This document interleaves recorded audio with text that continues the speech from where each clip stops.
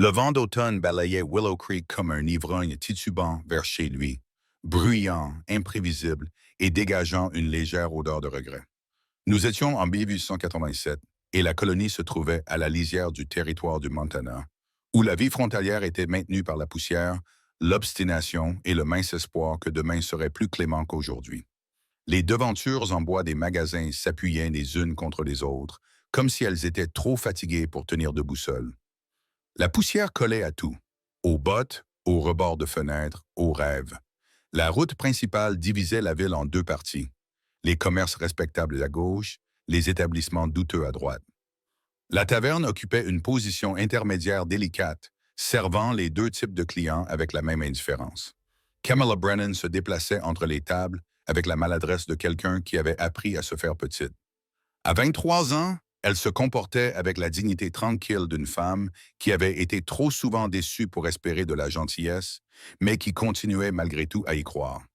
Ses cheveux bruns étaient retenus sous une simple casquette et son tablier, autrefois blanc, désormais de la couleur de l'eau de vaisselle, était alourdi par le poids des chiffons, des pièces de monnaie et de la fatigue. La taverne appartenait à un homme nommé Vernon Pike, une créature au ventre rond, aux petits yeux et à la moralité encore plus petite. Il possédait 3 propriétés à Willow Creek. La taverne, une pension de famille et un magasin général qui vendait de la farine hors de prix et du sirop de mélasse dilué. Pike traitait ses employés comme un fermier traite ses mules, utile jusqu'à ce qu'ils s'effondrent, remplaçable par la suite. Camilla travaillait à la taverne de Pike depuis 11 mois. Le poste était rémunéré 2 shillings par semaine, avec un coin dans la réserve pour dormir et le rappel constant de Pike que des dizaines de femmes seraient ravies de prendre sa place si elle se plaignait. Elle ne se plaignait jamais. Se plaindre demandait une énergie qu'elle ne pouvait se permettre de gaspiller. La foule du soir remplissait la taverne de bruit. La musique du violon résonnait dans le coin où le vieux Eric jouait avec plus d'enthousiasme que de talent. Les hommes criaient pendant leur partie de cartes. Des éclats de rire fusaient, brusques et soudains. L'air sentait la fumée de tabac, la bière renversée et la sueur aigre des hommes qui travaillaient dur et se lavaient rarement. Camilla équilibra 4 chopes de bière sur un plateau en bois, se faufilant entre le dédale de chaises et de jambes allongées. Ses pieds lui faisaient mal, le bas de son dos lui lançait. Ses pensées tournaient en rond comme un chien qui court après sa queue. Si cette nuit ne se termine pas bientôt, mes jambes vont déposer une plainte officielle et partir sans moi. Elle apporta les tasses à une table près de la fenêtre où étaient assis 3 voyageurs. Des hommes aux manteaux poussiéreux et au visage fatigué. L'un d'eux lui saisit le poignet alors qu'elle se retournait pour partir. Une autre tournée, ma petite, et fais vite. Elle acquiesça sans le regarder dans les yeux. Oui, monsieur. L'homme relâcha son poignet, mais pas avant de l'avoir serré si fort qu'il lui laissa des empreintes digitales sur la peau. Elle ne broncha pas. Broncher aurait suscité des questions, et les questions auraient causé des ennuis. Au fond de la taverne, entre les étagères de rangement et la porte de la cuisine, se tenait Dwight Ashley, le contremaître du ranch Thornhill. C'était un homme grand, au visage anguleux et sale, semblable à une pelle. Sa réputation le précédait, cruel envers les animaux, encore plus cruel envers les personnes qu'il considérait comme inférieures, et absolument loyal envers ceux qui le payaient bien. Camilla essayait d'éviter Dwight autant que possible. Malheureusement, la taverne de Pike n'était pas conçue pour éviter qui que ce soit. L'établissement mesurait environ 12 mètres de large et Dwight semblait en occuper toute la surface. Elle porta le plateau vide vers la cuisine, espérant passer inaperçu. Dwight se plaça directement sur son chemin. « Bonsoir, Camilla. » Sa voix était douce et mielleuse, comme de la graisse versée dans une poêle chaude. Elle s'arrêta de marcher. Ses doigts se crispèrent autour du plateau. « Bonsoir, monsieur Ashley. Vous avez l'air fatigué. La journée a été longue, j'imagine. » Il se pencha vers elle. Une odeur de whisky et d'oignon se dégageait de lui par vagues. « Je voulais vous parler d'une chose importante. » Son cœur s'emballa, battant fort contre ses côtes, comme un prisonnier testant les barreaux de sa cellule. Elle jeta un coup d'œil vers la salle principale où Pike se tenait derrière le bar, comptant des pièces avec la concentration d'un chirurgien. « Je suis en train de travailler, monsieur Ashley. Peut-être une autre fois. » « Cela ne peut pas attendre. » Dwight sourit, dévoilant des dents qui avaient connu des décennies meilleures. Vous voyez, j'ai réfléchi à votre situation, ma situation, votre dette. Le mot tomba entre eux comme une pierre jetée dans une eau calme. Camilla cligna des yeux, le visage empreint de confusion. Je n'ai aucune dette, monsieur Ashley. Oh, mais si. Il sortit un papier plié de la poche de son manteau et le tint suffisamment près d'elle pour qu'elle puisse voir l'encre, mais pas assez pour qu'elle puisse lire les mots. Votre père a emprunté de l'argent au ranch Thornhill il y a 3 ans, 12 livres sterling. Il est mort avant de le rembourser. Son estomac se noua. Son père, paix à son âme, était mort de fièvre. 2 hivers avaient passé. C'était un homme bon, un homme honnête, mais pas riche. S'il avait emprunté de l'argent, elle l'aurait su, n'est-ce pas? Le doute s'insinua en elle comme le brouillard. Je ne me souviens d'aucun emprunt. La mémoire est une chose étrange. Dwight plia le papier et le remit dans sa poche, mais les dettes se moquent de la mémoire. Elle se soucie du paiement. Sa gorge se serra. Elle s'efforça de respirer lentement et régulièrement. Combien dois-je? Avec les intérêts, Dwight se tapota le menton, faisant semblant de calculer. 164 shillings. Le chiffre la frappa comme un coup de poing. 17 livres.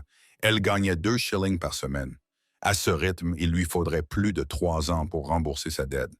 En supposant qu'elle ne mange jamais, n'achète jamais de vêtements et ne tombe jamais malade. Je ne peux pas payer ça.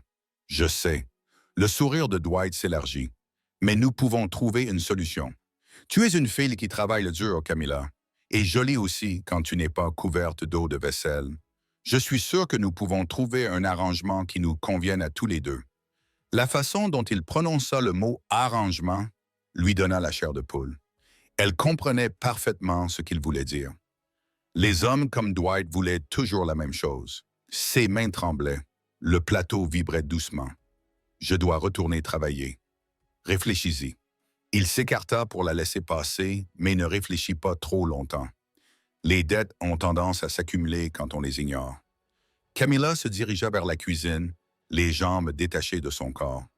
Ses pensées se bousculaient dans un cœur paniqué. Il ment. Il doit mentir. Père n'emprunterait jamais d'argent sans m'en parler. Mais s'il l'avait fait, et si la dette était réelle, 17 livres, je ne m'en sortirais jamais. Jamais. Elle poussa la porte de la cuisine et s'appuya contre le mur, haletante.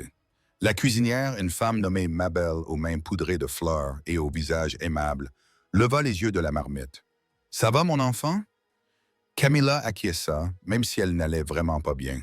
Juste fatiguée. Tu avais l'air d'un cadavre réchauffé. « Assieds-toi un instant. »« Je ne peux pas. Monsieur Pike va le remarquer. Laisse-le remarquer. Cet homme te fait travailler plus dur qu'un cheval de labour. » Mabel versa du ragoût dans un bol et le poussa vers elle. « Mange. Tu es trop maigre. » Camilla réussit à avaler 3 cuillerées avant que son estomac ne se rebelle. Elle posa le bol et retourna dans la salle principale, se déplaçant entre les tables comme un fantôme hantant sa propre vie. La table 3 était située près du centre de la taverne, sous une fenêtre qui donnait sur la route principale. L'emplacement n'offrait aucun avantage particulier. Ce n'était ni plus calme, ni plus propre, ni plus proche du feu. Pourtant, depuis une semaine, le même homme occupait la table 3 tous les soirs, arrivant précisément à 19 heures et repartant précisément à 21 heures.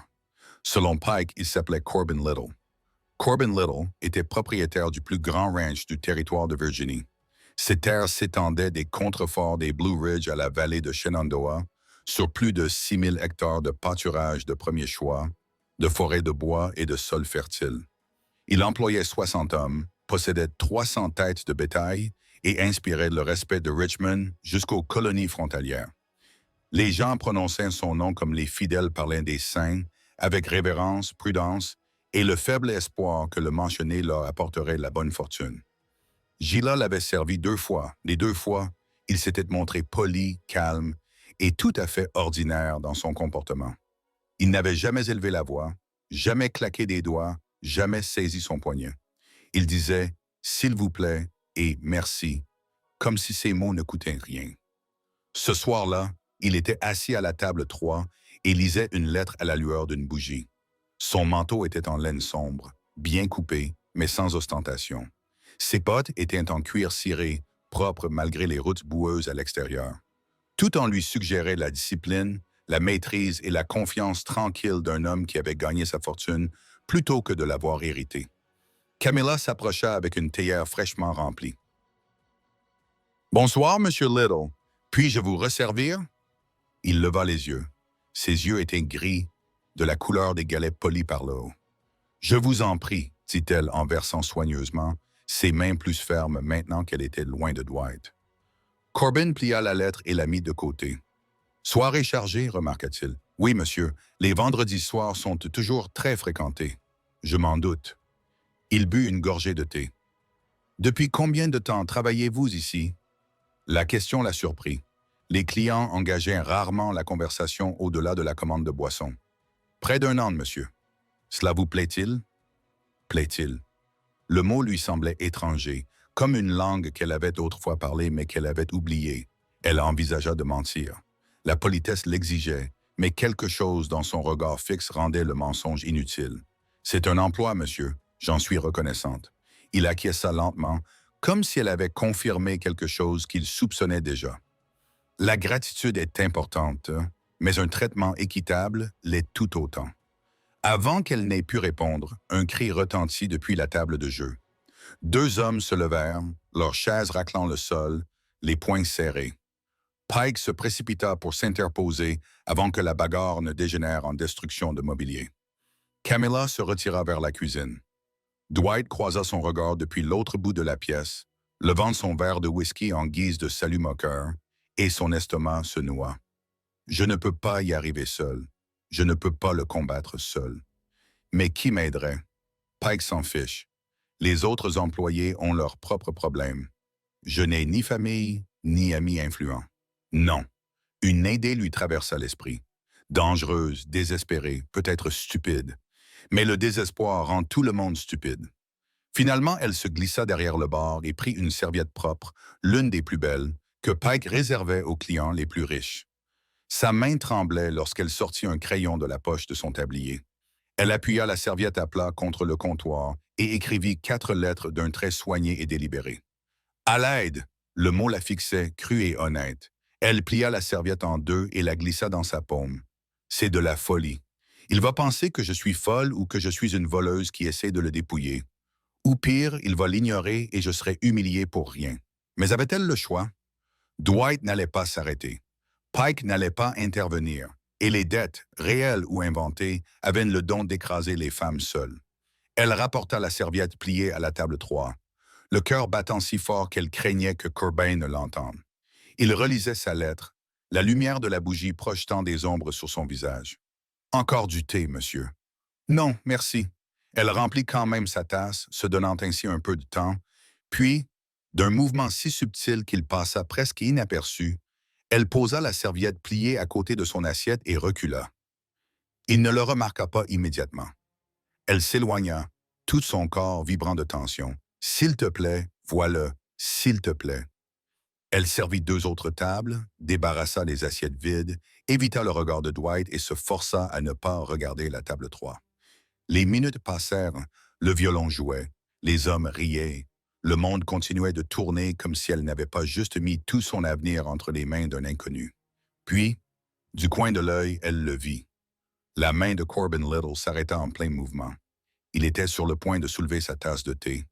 Au lieu de cela, ses doigts touchèrent la serviette pliée. Il la prit, la déplia lentement et lut le seul mot écrit à l'intérieur. Son expression ne changea pas, mais quelque chose dans l'air changea, comme le moment qui précède un orage, lorsque la foudre n'a pas encore frappé, mais que l'électricité statique bourdonne dans vos os. Il replia soigneusement la serviette et la mit dans la poche de son manteau. Puis il leva les yeux et balaya la pièce du regard avec la concentration méthodique d'un homme à la recherche de quelque chose de précis. Ses yeux rencontrèrent les siens. Camilla se figea, son souffle se coupa. Ses pensées se turent. Corbin fit un geste subtil de la main, un petit mouvement délibéré, l'invitant à s'approcher. Elle marcha vers la table 3 sur des jambes qui semblaient remplies d'eau. Chaque pas résonnait dans ses oreilles. Le bruit de la taverne s'estompa en un bourdonnement de fond. Lorsqu'elle atteignit de la table, Corbin parla doucement, d'une voix suffisamment basse pour qu'elle seule puisse l'entendre. « Indiquez-moi où se trouve le problème. Je ne m'occupe pas de deviner. » Son ton était calme, ferme et tout à fait sérieux. Pas de moquerie, pas d'incrédulité, juste une intention directe. Camilla ouvrit la bouche pour répondre. Avant qu'elle n'ait pu parler, une voix retentit depuis le coin de la taverne. « Si elle est en danger, monsieur, vous devriez l'épouser.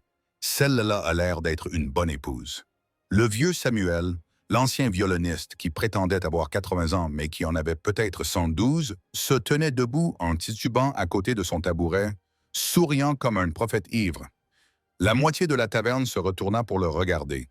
Des rires parcoururent la salle.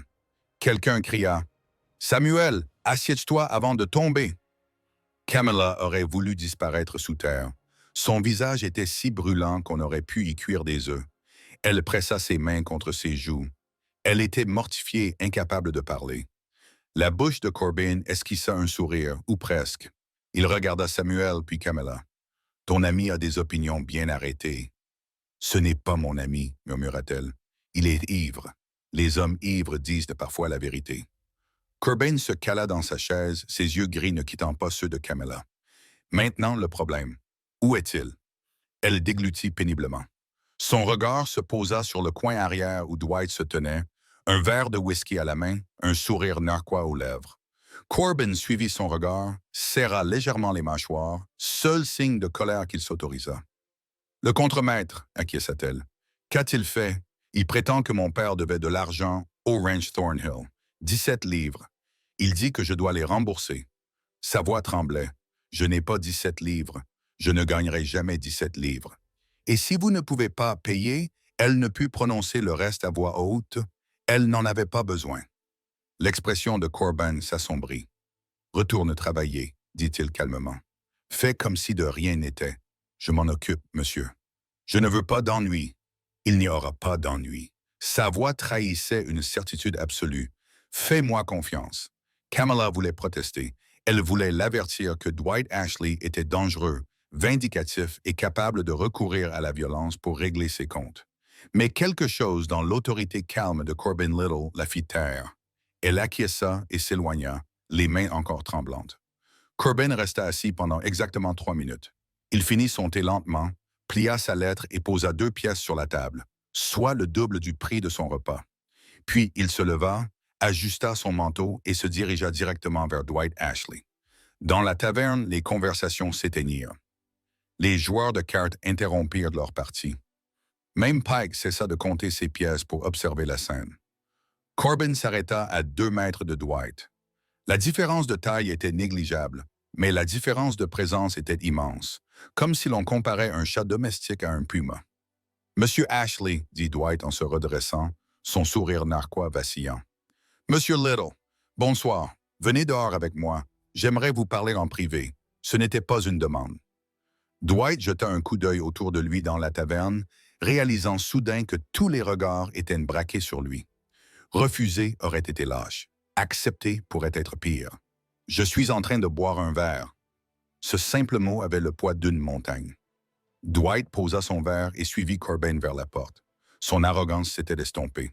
Ils sortirent dans l'air frais de la nuit.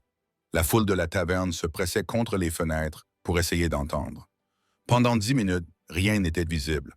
Pas de cris, pas de coups, juste 2 silhouettes debout dans la rue. L'une parlait, l'autre écoutait. Lorsque la porte s'ouvrit à nouveau, Dwight Ashley rentra seul. Son visage était pâle, ses mains tremblaient. Il traversa la taverne comme un homme qui venait d'apprendre sa propre mortalité. Il se dirigea droit vers Camilla. « Je m'excuse. » Les mots sortirent raides, forcés, humiliants. « Il n'y avait pas de dette. Je me suis trompé. Complètement trompé. Vous ne devez rien. » Camilla le fixa, sans voix. Dwight se retourna et quitta la taverne sans finir son verre. La porte se referma derrière lui. La salle s'emplit de chuchotements. Corbin Little retourna à la table 3, s'assit et rouvrit sa lettre comme si rien d'inhabituel ne s'était produit. Camilla resta figée, l'esprit en ébullition. Qu'avait-il dit? Qu'avait-il fait? Comment avait-il fait? Le vieux Eric entonna un air enjoué sur son violon, souriant comme un homme qui venait d'assister à la meilleure histoire de l'année. Et Camilla Brennan, pour la première fois en 11 mois, se permit de croire que peut-être, juste peut-être, Quelqu'un dans ce monde était de son côté. Le lendemain matin de l'incident de la serviette, Willow Creek se réveilla pour découvrir que les ragots voyageaient plus vite qu'un cheval au galop. À midi, tous les habitants dans un rayon de 8 km connaissaient une version de l'histoire. La serveuse, la serviette, la confrontation et la retraite humiliante de Dwight Ashley. Les détails variaient selon la personne qui racontait l'histoire. Madame Henderson, à l'épicerie, jurait que Corbin Little avait défié Dwight en duel. L'apprenti forgeron affirmait que Corbin avait menacé de brûler le ranch Thornhill. Le vieux Eric insistait bruyamment auprès de tous ceux qui voulaient bien l'écouter qu'il avait prédit toute l'affaire et qu'il méritait d'être considéré comme l'artisan de cette union. La vérité, comme d'habitude, était plus discrète, mais non moins importante. Camilla arriva à la taverne tôt le samedi matin et trouva Pike de mauvaise humeur. Il se tenait derrière le bar, polissant les verres, avec l'énergie agressive d'un homme qui avait découvert que quelqu'un lui volait ses bénéfices. « Vous », il désigna Camilla. « Que s'est-il passé hier soir ?» Elle posa son panier. « Que voulez-vous dire, monsieur? Ne faites pas l'idiote avec moi. Dwight Ashley est parti d'ici avec une mine de cadavres réchauffée. Et maintenant, la moitié de la ville parle de Corbin Little, qui défend votre honneur comme un chevalier de conte de fées. » Pike posa violemment un verre sur le comptoir. « Vous vous êtes plainte auprès de lui? Vous lui avez dit que je dirigeais un établissement malfamé? » « Non, monsieur, je ne l'ai pas fait. Parce que si les clients commencent à penser que cette taverne n'est pas sûre, ils iront voir ailleurs, vous comprenez? Je ne peux pas me permettre de perdre des clients parce qu'un contremaître de ranch a été blessé dans son amour-propre. » Camilla serra les mâchoires. « Monsieur Ashley a menti au sujet d'une dette que mon père aurait contractée. Il m'a menacé. Monsieur Little est simplement corrigé le malentendu. » Corrigé. Pike ricana. Les hommes comme Corbin Little ne corrigent rien. Ils réorganisent le monde à leur convenance, et tout le monde se démène pour suivre le rythme. Il n'avait pas tout à fait tort. Corbin Little exerçait son influence comme d'autres hommes, manièrent leurs outils avec précision, détermination et sans se soucier des dommages collatéraux. « Je n'ai pas demandé son aide, dit Camilla doucement. Eh bien, tu l'as quand même obtenu, et maintenant tu as une réputation. » Pike la désigna avec un chiffon dégoulinant. « Les gens vont parler. Ils diront que tu es sa femme. Tu comprends ce que cela signifie? » Elle comprenait parfaitement.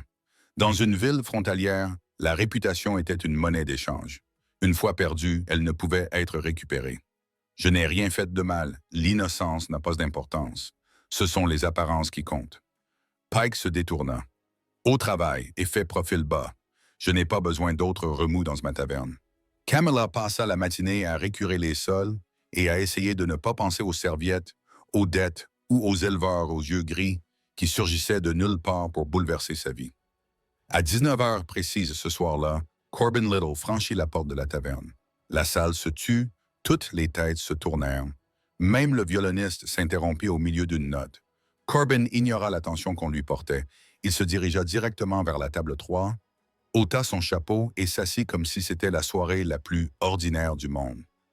Camilla s'approcha avec une théière, le cœur battant la chamade dans sa poitrine. « Bonsoir, Monsieur Little. Bonsoir, Mademoiselle Brennan. » L'utilisation de son nom de famille la surprit.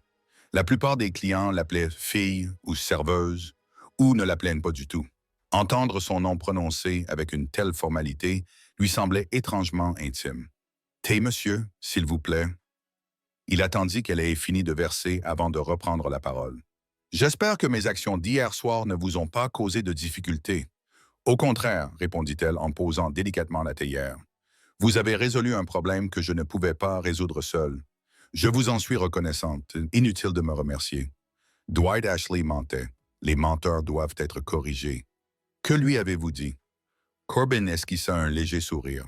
Pas tout à fait un sourire, mais quelque chose qui s'en rapprochait. Je lui ai expliqué les conséquences de diffuser de fausses accusations contre des femmes innocentes. J'ai également mentionné que le ranch Thornhill avait passé un contrat avec mon entreprise pour le foin d'hiver. Si M. Ashley continue à vous harceler, ce contrat disparaîtra. Camilla cligna des yeux. Vous avez menacé son employeur. J'ai présenté des faits. Les menaces sont inefficaces. Il but une gorgée de thé.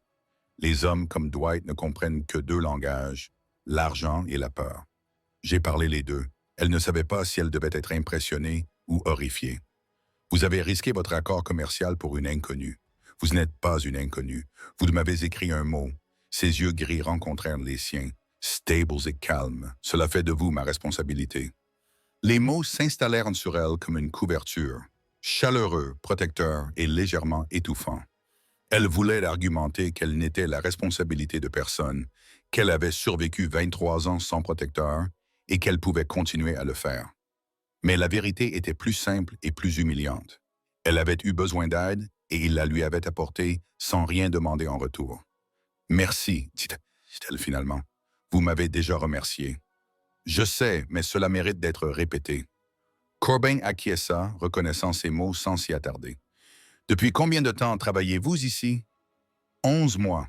Cela vous plaît? » La même question qu'il lui avait posée la veille. Cette fois, elle donna une réponse différente. Non, son honnêteté l'a surpris.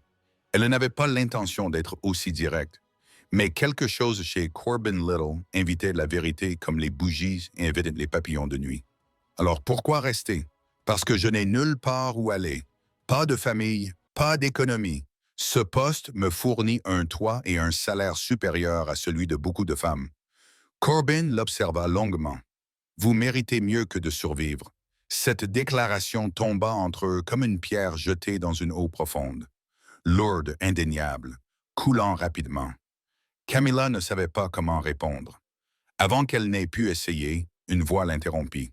« Mademoiselle Brennan, la table 7 veut de la bière. » Le cri de Pike coupa court à l'instant. Camilla fit un signe de tête désolé à Corbin et s'éloigna précipitamment, ses pensées emmêlées comme de la laine démêlée par des chats. Vous méritez mieux que de survivre. Personne ne lui avait jamais dit cela auparavant. Pas son père. Paix à son âme. Ni le pasteur qui avait prononcé l'éloge funèbre, ni les voisins qui avaient présenté leurs condoléances, mais sans offrir d'aide concrète. Elle apporta de la bière à la table 7, débarrassa les assiettes de la table 2 et remplit les corbeilles à pain de la table 5. Tout au long de cette tâche, elle sentit le regard de Corbin suivre ses mouvements. Pas intrusif, pas lubrique, mais attentif, comme s'il étudiait un puzzle qu'il avait l'intention de résoudre. À 20h, Dwight Ashley entra dans la taverne. La salle se tendit. Les conversations s'interrompirent. Pike se figea au milieu de son service. Dwight semblait plus mince, plus petit. Son arrogance habituelle s'était évaporée, remplacée par les mouvements prudents d'un homme marchant sur des œufs. Il ne regarda ni Kama, ni Corbin. Il se dirigea directement vers le bar, commanda un whisky et le but debout. Camilla s'efforça de respirer normalement. Ses mains ne tremblaient que légèrement tandis qu'elle portait un plateau vers la cuisine. Dwight se mit en travers de son chemin. Elle s'arrêta. Son cœur battait à toute rompre dans sa poitrine. Le plateau vacilla dangereusement. « J'étais sincère hier soir. » Dwight parla doucement, sa voix dépourvue de son assurance habituelle. « Il n'y a pas de dette. J'avais tort. Complètement tort. Je comprends. Je ne t'embêterai plus. » « Merci. » Il hocha une fois la tête et s'écarta. Camilla passa devant lui, les jambes tremblantes. Elle poussa la porte de la cuisine et s'appuya contre le mur, haletante. Mabel leva les yeux de la marmite. « Ça va, mon enfant? »« Oui, tout va bien. » Elle allait même mieux que bien. Elle était libre. La dette inventée s'était dissoute comme du sucre dans de l'eau chaude. Et Dwight Ashley, l'homme qui l'avait terrifié pendant des semaines, venait de s'excuser 2 fois en 24 heures. Tout cela parce que Corbin Little avait décidé qu'elle était sous sa responsabilité. Lorsqu'elle revint dans la pièce principale, Corbin était en train de lire une autre lettre. Elle s'approcha prudemment. « Puis-je vous poser une question, Monsieur Little? » Il posa la lettre de côté. « Bien sûr. Pourquoi m'avez-vous aidé? Vous ne me connaissez pas. Vous ne me devez rien. » Corbin réfléchit attentivement à la question, comme s'il pesait chaque mot avant de le prononcer. « J'ai vu beaucoup de choses en 34 ans, mademoiselle Brennan. J'ai vu des hommes forts réduits à la mendicité par la sécheresse. J'ai vu des femmes gentilles et écrasées par des maris cruels. J'ai vu des enfants mourir de faim alors que la nourriture pourrissait dans des entrepôts. » Il fit une pause. « Et j'ai appris que le monde ne se répare pas tout seul. Quelqu'un doit prendre les devants. Hier soir, j'ai choisi d'être cette personne. Mais pourquoi moi? Parce que vous me l'avez demandé. » Sa voix s'adoucit. La plupart des gens souffrent en silence. Ils endurent la cruauté parce qu'ils pensent que personne ne les écoutera. Vous avez écrit un mot sur une serviette et l'avez tendu à un inconnu. Il fallait du courage pour faire cela. Camilla sentit les larmes lui monter aux yeux. Elle cligna des paupières pour les retenir. C'était du désespoir, pas du courage. C'est souvent la même chose. Un fracas retentit près de la table de jeu. Deux hommes se tenaient debout en criant, le visage rouge, les poings serrés. Pike se précipita pour les séparer avant que la violence n'éclate. Corbin se leva avec élégance. « Je devrais partir avant que le divertissement ne devienne coûteux. Merci d'être venu. » Ces mots semblaient insuffisants. Camilla voulait en dire plus, quelque chose de profond, quelque chose à la hauteur du cadeau qu'il lui avait offert. Mais les mots lui manquaient. Corbin posa 2 pièces sur la table. « Je reviendrai demain soir. Vous n'êtes pas obligé. Je sais. » Il prit son chapeau. « Mais je reviendrai quand même, dit-il en se dirigeant vers la porte, s'arrêtant seulement pour saluer poliment Pike, qui semblait regarder sa taverne se transformer en quelque chose qui échappait à son contrôle. Le vieux Eric entonna un air entraînant sur son violon. Alors que Corbin passait, le vieil homme lui cria « Apportez des fleurs la prochaine fois, Monsieur Little. Les dames aiment les fleurs. » Plusieurs clients ont ri. La bouche de Corbin s'est crispée en un quasi-sourire. Puis il est parti, disparaissant dans la nuit. Camilla est restée debout, tenant un plateau vide. Ses pensées étaient un mélange confus de gratitude, d'émerveillement et de quelque chose qui ressemblait dangereusement à de l'espoir. Pike est apparu à côté d'elle, l'air renfrogné. Il revient demain. Apparemment, ce n'est pas bon pour les affaires. Camilla se tourna vers son employeur. Pour la première fois en 11 mois, elle se permit de parler sans détour. Avec tout le respect que je vous dois, Monsieur Pike, c'est excellent pour les affaires. Corbin Little est l'homme le plus riche du territoire. S'il apprécie votre établissement, d'autres suivront. Pike ouvrit la bouche pour protester, puis la referma. La cupidité et la suspicion se disputaient sur son visage. La cupidité l'emporta. Très bien, mais veillez à ce que tout reste correct. Je ne veux pas que ma taverne soit éclaboussée par un scandale. Bien sûr que non. Camilla s'éloigna avant qu'il ne puisse continuer sa leçon. Elle travailla jusqu'à la fermeture, nettoyant les tables et balayant le sol. Lorsque le dernier client finit par sortir en titubant et que Pike verrouilla la porte, elle monta l'escalier étroit qui menait à son coin du débarras. L'espace mesurait environ 1 km sur 2 km. Un matelas fin était posé sur le sol, recouvert d'une seule couverture. Une caisse servait à la fois de chaise et de table. Une étagère contenait toutes ses possessions. 2 robes, une brosse à cheveux, une Bible que son père lui avait donnée et une petite boîte en bois contenant 3 shillings, toutes ses économies. Elle s'assit sur le matelas et prit la boîte sur l'étagère. 3 shillings. Après 11 mois de travail, c'était mieux que rien. Ces mots résonnaient dans son esprit. Elle avait passé tellement de temps à se contenter de miettes qu'elle avait oublié l'existence des repas. Mais Corbin Little le lui avait rappelé, non pas avec de grands discours ou des promesses vaines, mais par une action simple et directe. Il l'avait vu, entendu, aidé, et maintenant il revenait. Camilla s'allongea et tira la couverture jusqu'à son menton. Dehors, le vent faisait claquer les volets. Au loin, un chien aboyait. La taverne craquait et s'installait comme un vieil homme s'affalant dans un fauteuil. Elle ferma les yeux et s'autorisa un dangereux plaisir. Elle imagina un avenir où elle n'avait pas peur, où les dettes n'étaient pas des armes, où des hommes puissants intervenaient, non pas pour exploiter, mais pour protéger. L'image semblait fragile, improbable, comme des bulles de savon flottant dans le vent. Mais elle semblait possible, et après des mois de désespoir, elle avait un goût plus doux que tous les repas qu'elle avait jamais mangés. Le dimanche matin arriva enveloppé de brouillard. Willow Creek disparut sous une épaisse couverture grise, et la taverne resta fermée. Pikes fit une concession à la bienséance. Camilla passa la matinée à laver le linge dans le ruisseau derrière le bâtiment, les mains rougies par l'eau froide et la lessive. Dans l'après-midi, le brouillard se leva, révélant un ciel couleur myosotis. Camilla suspendit les draps mouillés sur une corde tendue entre 2 poteaux et resta debout un moment, simplement à respirer. L'air sentait bon, comme avant la pluie, et la terre se réveillait de son sommeil. Mademoiselle Brennan. Elle se retourna brusquement, manquant de renverser le panier à linge. Corbin Little se tenait à 3 mètres d'elle, son chapeau à la main, l'air légèrement mal à l'aise, ce qui était rare chez les hommes riches. Il portait des vêtements plus simples aujourd'hui, un pantalon de travail, une chemise unie, des bottes qui avaient servi. « Monsieur Little, je ne m'attendais pas à vous voir. Comment avez-vous fait pour me trouver? » J'ai demandé à M. Pike où vous pouviez être. Il m'a dirigé ici. Corbin fit un geste vers le ruisseau. J'espère que je ne le dérange pas. Non, enfin oui, je veux dire. Elle s'essuya les mains mouillées sur son tablier, agitée. Je suis simplement surprise. J'ai pensé que vous aimeriez peut-être vous promener. Il marqua une pause. Si vous êtes libre. Une promenade avec Corbin Little en plein jour où tout le monde pourrait vous voir. Camilla réfléchit rapidement aux implications. L'avertissement de Pike au sujet de la réputation, les commérages inévitables, les suppositions que les gens feraient. Puis elle regarda le visage de Corbin, calme, patient, sans malice, et décida que la réputation était une cage construite par des lâches. J'aimerais bien. Ses épaules se détendirent légèrement. Excellent! Il y a un sentier le long de la rivière.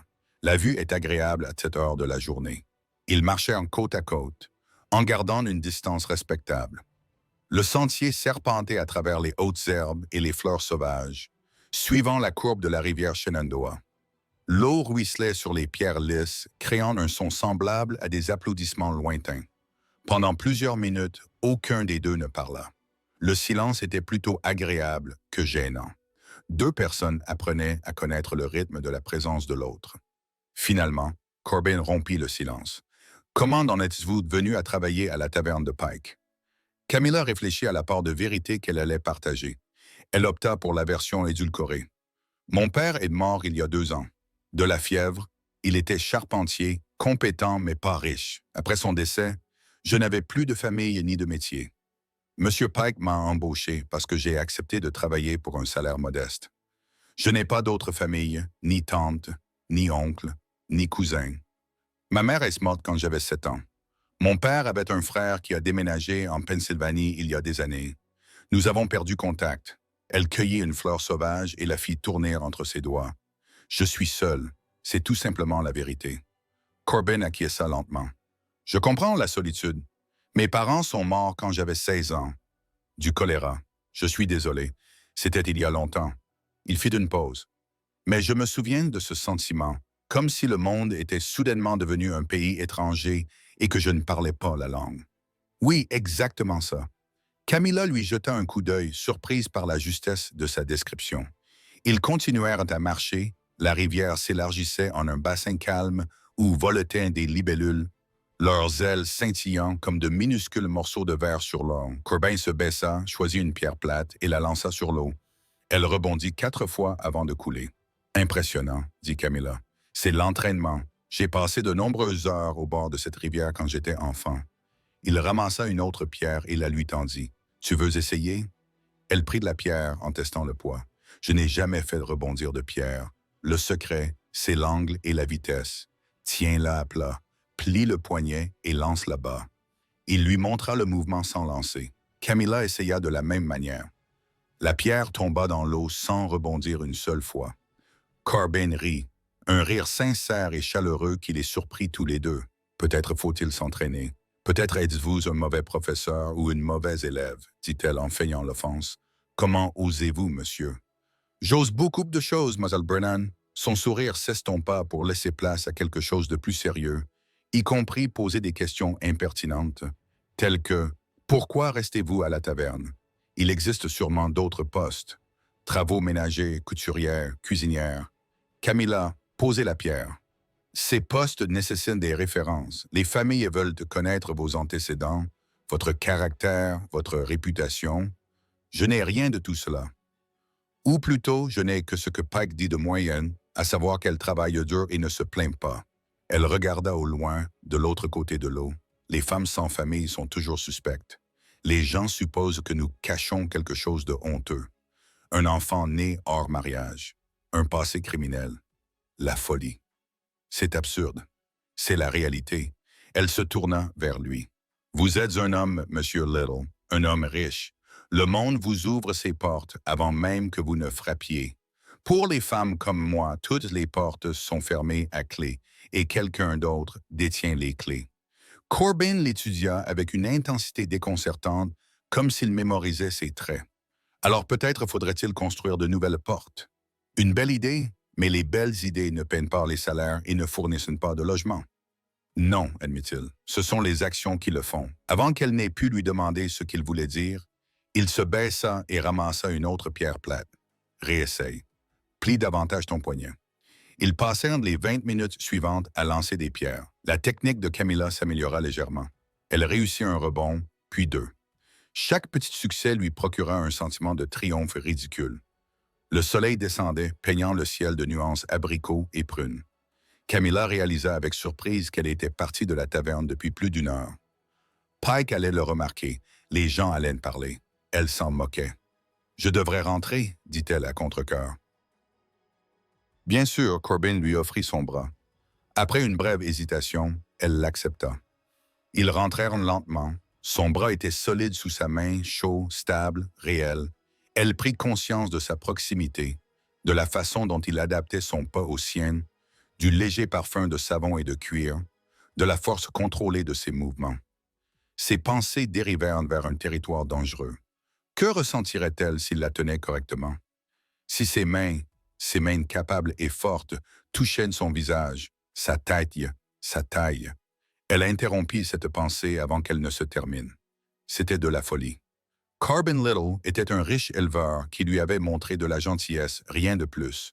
Interpréter la simple décence comme une histoire d'amour était le chemin le plus rapide vers le chagrin. Ils arrivèrent à l'arrière de la taverne. Camilla lâcha son bras et s'éloigna pour rétablir une distance convenable. « Merci pour la promenade, Monsieur Little. »« Corbin, cligna-t-elle des yeux. »« Pardon? Je m'appelle Corbin. Vous n'avez pas besoin de m'appeler Monsieur Little quand nous sommes seuls. Ce serait inconvenant, tout comme marcher seul avec un homme. » Il esquissa un sourire. « Nous avons déjà franchi plusieurs limites de propriété. Une de plus ne vous condamnera pas. » Il avait raison. Camilla se surprit à sourire. « Très bien, Corbin. » Son nom lui semblait étrange sur sa langue, intime, présomptueux, excitant. Camilla, en entendant son nom dans sa voix, sentit une vague de chaleur envahir son corps. Elle joignit les mains pour cacher leur tremblement soudain. « Je vous verrai ce soir. Je travaillerai. Alors je serai à la table 3. » Il souleva son chapeau et s'éloigna, laissant Camilla debout à côté de la corde à linge, le cœur battant la chamade. À l'intérieur de la taverne, Pike l'attendait. « Où étais-tu? » « Je me promenais au bord de la rivière avec Corbin Little. »« Oui. » Le visage de Pike passa par plusieurs expressions. Colère, calcul, inquiétude, encore plus de calcul. Les gens vont parler. Les gens parlent toujours. C'est différent. Ils te courtisent. Le mot « courtiser » fit basculer l'estomac de Camilla. Il est simplement gentil. Les hommes comme Corbin Little ne sont pas gentils sans raison. Pike se pencha en avant. « Que veut-il de toi? » La question la piqua, non pas parce qu'elle était injuste, mais parce qu'elle exprimait ses propres craintes. Que veut Corbin? De la gratitude? De la compagnie? Quelque chose de plus sombre? Je ne sais pas, admit-elle. Alors fais attention. Les hommes puissants collectionnent les gens comme d'autres collectionnent les pièces de monnaie. Tu l'intéresses pour l'instant, mais cet intérêt s'estompera. Les paroles de Pike la hantèrent tout au long de son service du soir. Les clients remplissaient la taverne et elle se déplaçait mécaniquement entre les tables, l'esprit ailleurs. À 19 heures, Corbin arriva. Il se dirigea directement vers la table 3 sans regarder autour de lui. Camilla s'approcha avec le thé, le cœur battant. « Bonsoir, Corbin. » Ses yeux s'illuminèrent lorsqu'elle prononça son nom. « Bonsoir, Camilla. » Malgré la salle bondée, cet échange intime leur semblait privé, secret, rien qu'à eux. Elle versa le thé, leurs doigts se frôlèrent brièvement. Le contact dura moins d'1 seconde, mais lui laissa la peau en picotement. « Soirée chargée, » observa Corbin. « Les samedis soirs le sont généralement. Tu dois être épuisé. Je m'y suis habitué. » S'habituer n'est pas la même chose qu'être satisfaite. Il but une gorgée de thé. « Quand est ton prochain après-midi de libre? »« J'ai mes jeudis après-midi. Monsieur Pike ferme tôt pour assister aux réunions du conseil paroissial. Puis-je vous appeler jeudi? » Son cœur fit un bond. « Appelez-moi. » Oui, nous pourrions nous promener à nouveau, discuter ou simplement être ensemble sans obligation. Il posa sa tasse. J'apprécie votre compagnie, Camilla. J'aimerais passer plus de temps avec vous. Elle aurait dû refuser. Elle aurait dû lui rappeler les convenances, la réputation, le fossé immense qui séparait leur position sociale. Au lieu de cela, elle s'entendit dire « Moi aussi j'aimerais beaucoup ». Son sourire transforma son visage déjà beau en un visage ravageur. Les genoux de Camilla se mirent à trembler. Elle agrippa la poignée de la théière pour se stabiliser. Un bruit fracassant retentit près du bar. Quelqu'un avait renversé une chaise. Pike cria. Le moment fut brisé.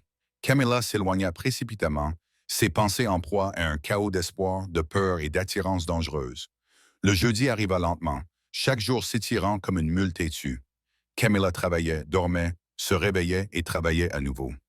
Mais sous cette routine, l'anticipation bourdonnait comme une corde pincée.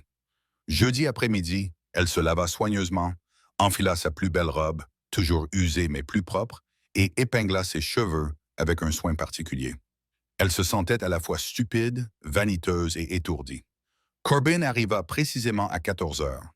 Il avait apporté des fleurs, un bouquet de fleurs sauvages, clairement cueillies au bord de la route, charmantes dans leur beauté sans prétention. Le vieux Eric disait « Les femmes aiment les fleurs ». Camilla rit.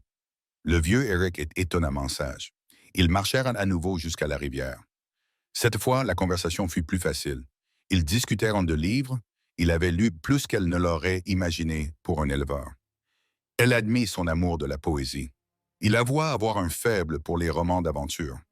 J'aime les histoires où les personnages résolvent les problèmes grâce à leur intelligence plutôt qu'à la violence. Corbin répondit, « La vie à la frontière consiste trop souvent à tirer d'abord et à poser des questions ensuite. Pourtant, vous inspirez le respect par votre force. J'inspire le respect par ma cohérence. La force sans fiabilité n'est que du bruit. » Il lui jeta un coup d'œil. « Vous comprenez cela instinctivement. Je vous ai observé gérer avec grâce des clientes difficiles. Vous ne perdez jamais votre sang-froid. Je ne peux pas me permettre de perdre mon sang-froid. Les femmes qui montrent leur colère sont qualifiées d'hystériques. Les femmes qui montrent leur peur sont qualifiées de faibles. Et les femmes qui ne montrent ni l'un ni l'autre sont qualifiées de froides. » Elle sourit à Riley. « Nous ne pouvons pas gagner. Alors peut-être que le jeu est truqué. » Ils atteignirent un tronc d'arbre, tombé près de l'eau et s'assirent, en gardant une distance prudente de 15 centimètres entre eux. La lumière du soleil filtrait à travers les feuilles, créant des motifs sur le sol comme des ombres de dentelle. Camilla retira ses chaussures et ses bas, ce qui était scandaleux, mais ses pieds lui faisaient une massole et trempa ses orteils dans l'eau. « Yvonne, » dit Corbin en retirant ses bottes et en faisant de même. Ils s'assirent dans un silence complice, regardant l'eau s'écouler. « Puis-je te poser une question personnelle ?» osa Camilla. « N'importe quoi. Pourquoi ne t'es-tu jamais marié? Tu es riche, respecté. Plutôt beau, dit-elle avant de marquer une pause. Très beau, en fait. Les femmes doivent vous courir après sans cesse. Il rit. C'est beau, j'accepterai ce verdict. Son expression devint sérieuse. Je ne me suis jamais marié parce que je n'ai jamais rencontré quelqu'un qui me voulait moi, plutôt que mes terres, mon argent ou mon statut. Les hommes riches sont des cibles, Camilla. Chaque conversation devient une négociation. Chaque sourire cache un calcul. Cela semble solitaire. Ça l'est. Il la regarda droit dans les yeux jusqu'à récemment. L'atmosphère entre eux s'épaissit. Camilla retint son souffle. Le regard de Corbin se posa sur sa bouche, s'y attarda, puis revint vers ses yeux. Il se pencha vers elle. Elle ne s'écarta pas. Leurs visages n'étaient qu'à quelques centimètres l'un de l'autre, suffisamment proches pour qu'elle puisse voir les reflets dorés dans ses yeux gris. Le premier baiser fut doux, presque respectueux, ses lèvres effleurant les siennes, goûtant, demandant. Le second fut enflammé. Les mains de Corbin glissèrent dans sa nuque, ses doigts s'enfonçant dans ses cheveux, l'attirant contre lui. Les paumes de Camilla se posèrent à plat sur sa poitrine, puis glissèrent vers le haut, agrippant ses épaules alors que le baiser devenait avide. Désespéré, il se leva, l'entraînant avec lui sans jamais rompre le contact. Son dos heurta le tronc large d'un chêne ancien juste à côté du chemin caché de la piste fluviale par un épais feuillage estival. La bouche de Corbin quitta la sienne pour déposer des baisers chauds et ouverts sur sa gorge. Elle se cambra contre lui, haletant lorsque ses dents effleurèrent une zone sensible sous son oreille. Ses mains fortes et cailleuses de cow-boy, bougeaient avec une certitude possessive. L'une d'elles enserrait son sein à travers le tissu fin de son corsage, ses pouces tournant en rond jusqu'à ce que son téton devienne dur et douloureux. L'autre glissa le long de sa hanche, agrippant sa cuisse et enroulant sa jambe autour de sa taille. La pression soudaine de sa longueur rigide contre son sexe lui arracha un gémissement grave. Corbin, il étouffa le son avec un autre baiser brûlant, se frottant lentement, délibérément contre elle, jusqu'à ce qu'elle tremble de désir et se balance sans vergogne contre chaque mouvement de ses hanches. Le tissu n'était pas une barrière. La friction était exaspérante. Les boutons cédèrent sous ses doigts impatients. Son corsage s'ouvrit. L'air frais caressa sa peau un instant avant que sa bouche ne se referme sur un sein nu. Sa langue effleurait, ses dents mordillaient juste assez fort pour la faire crier. Elle agrippa ses cheveux, le retenant là, le suppliant sans mot. Il tomba à genoux dans l'herbe douce, remontant sa jupe jusqu'à sa taille. Camilla allaitait bruyamment tandis qu'il déposait des baisers respectueux le long de l'intérieur de sa cuisse, de plus en plus haut, jusqu'à ce que sa bouche trouve sa chaleur humide. Le premier coup de langue lent arracha un cri brisé à ses lèvres. Le deuxième fit trembler ses cuisses.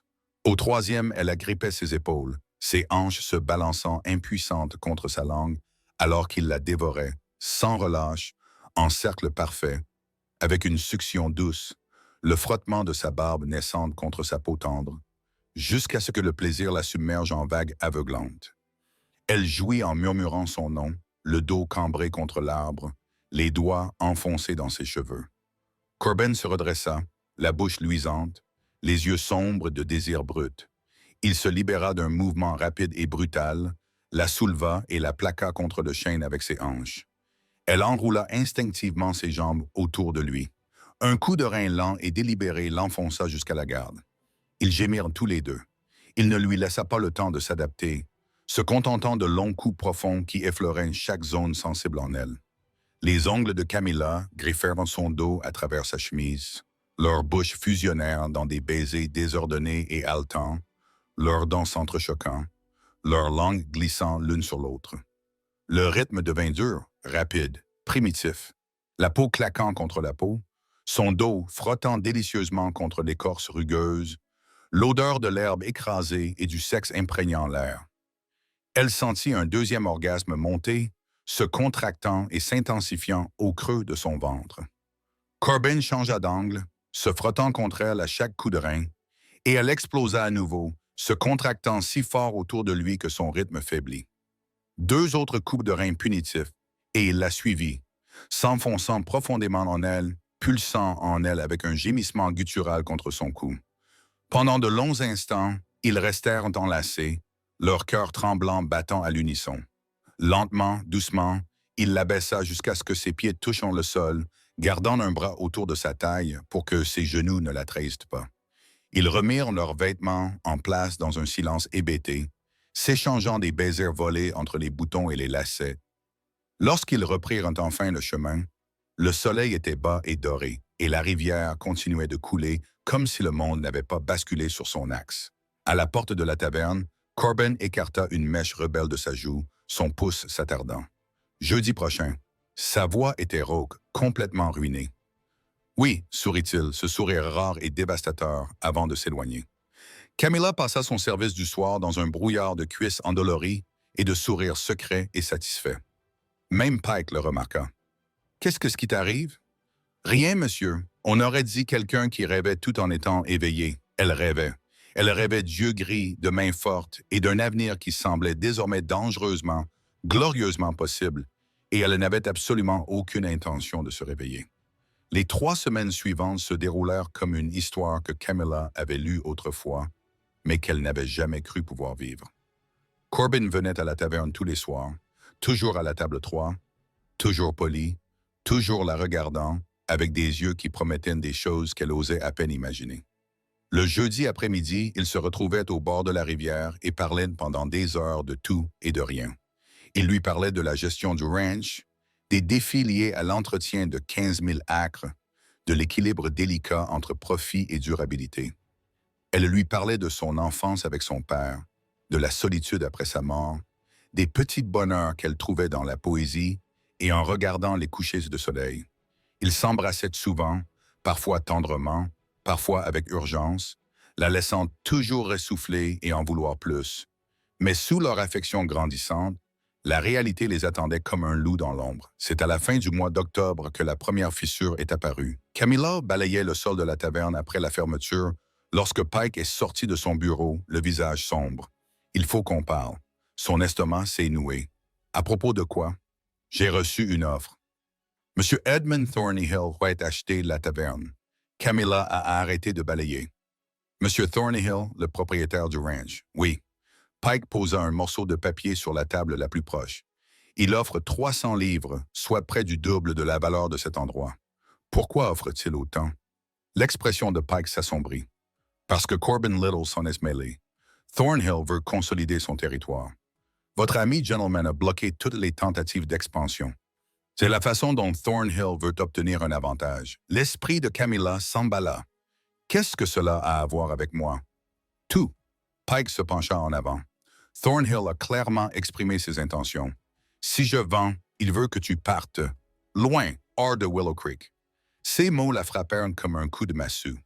Pourquoi? Parce que tout le monde sait que Corbin Little s'intéresse à toi. Thornhill te considère comme une faiblesse, un moyen de distraire ou de manipuler Little. Pike croisa les bras. Il a également fait une autre offre, plus lucrative, plus troublante. Camilla serra les mains sur le manche du balai. Quelle offre? Il veut arranger un mariage entre vous et son cousin, un homme nommé Theodore Marsh, veuf, âgé de 58 ans, propriétaire d'une scierie en Pennsylvanie. Pike fit une pause. Thornhill me versera 50 en guise de commission et effacera mes dettes si je vous convainc d'accepter. Le sol sembla se dérober sous ses pieds. Vous me vendez. Je vous présente des options. Vous me traitez comme du bétail. Surveillez votre ton. La voix de Pike se durcit. Je vous ai habillé, nourri et employé pendant près d'1 an. Vous me devez votre loyauté. Je ne vous dois rien. La voix de Camilla tremblait de rage.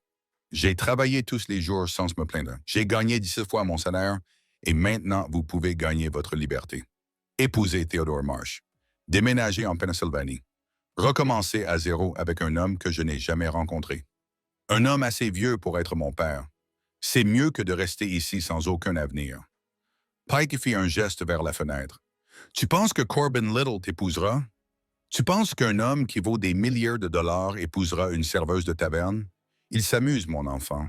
Quand il se lassera, il passera à autre chose et tu te retrouveras avec une réputation ruinée et sans avenir.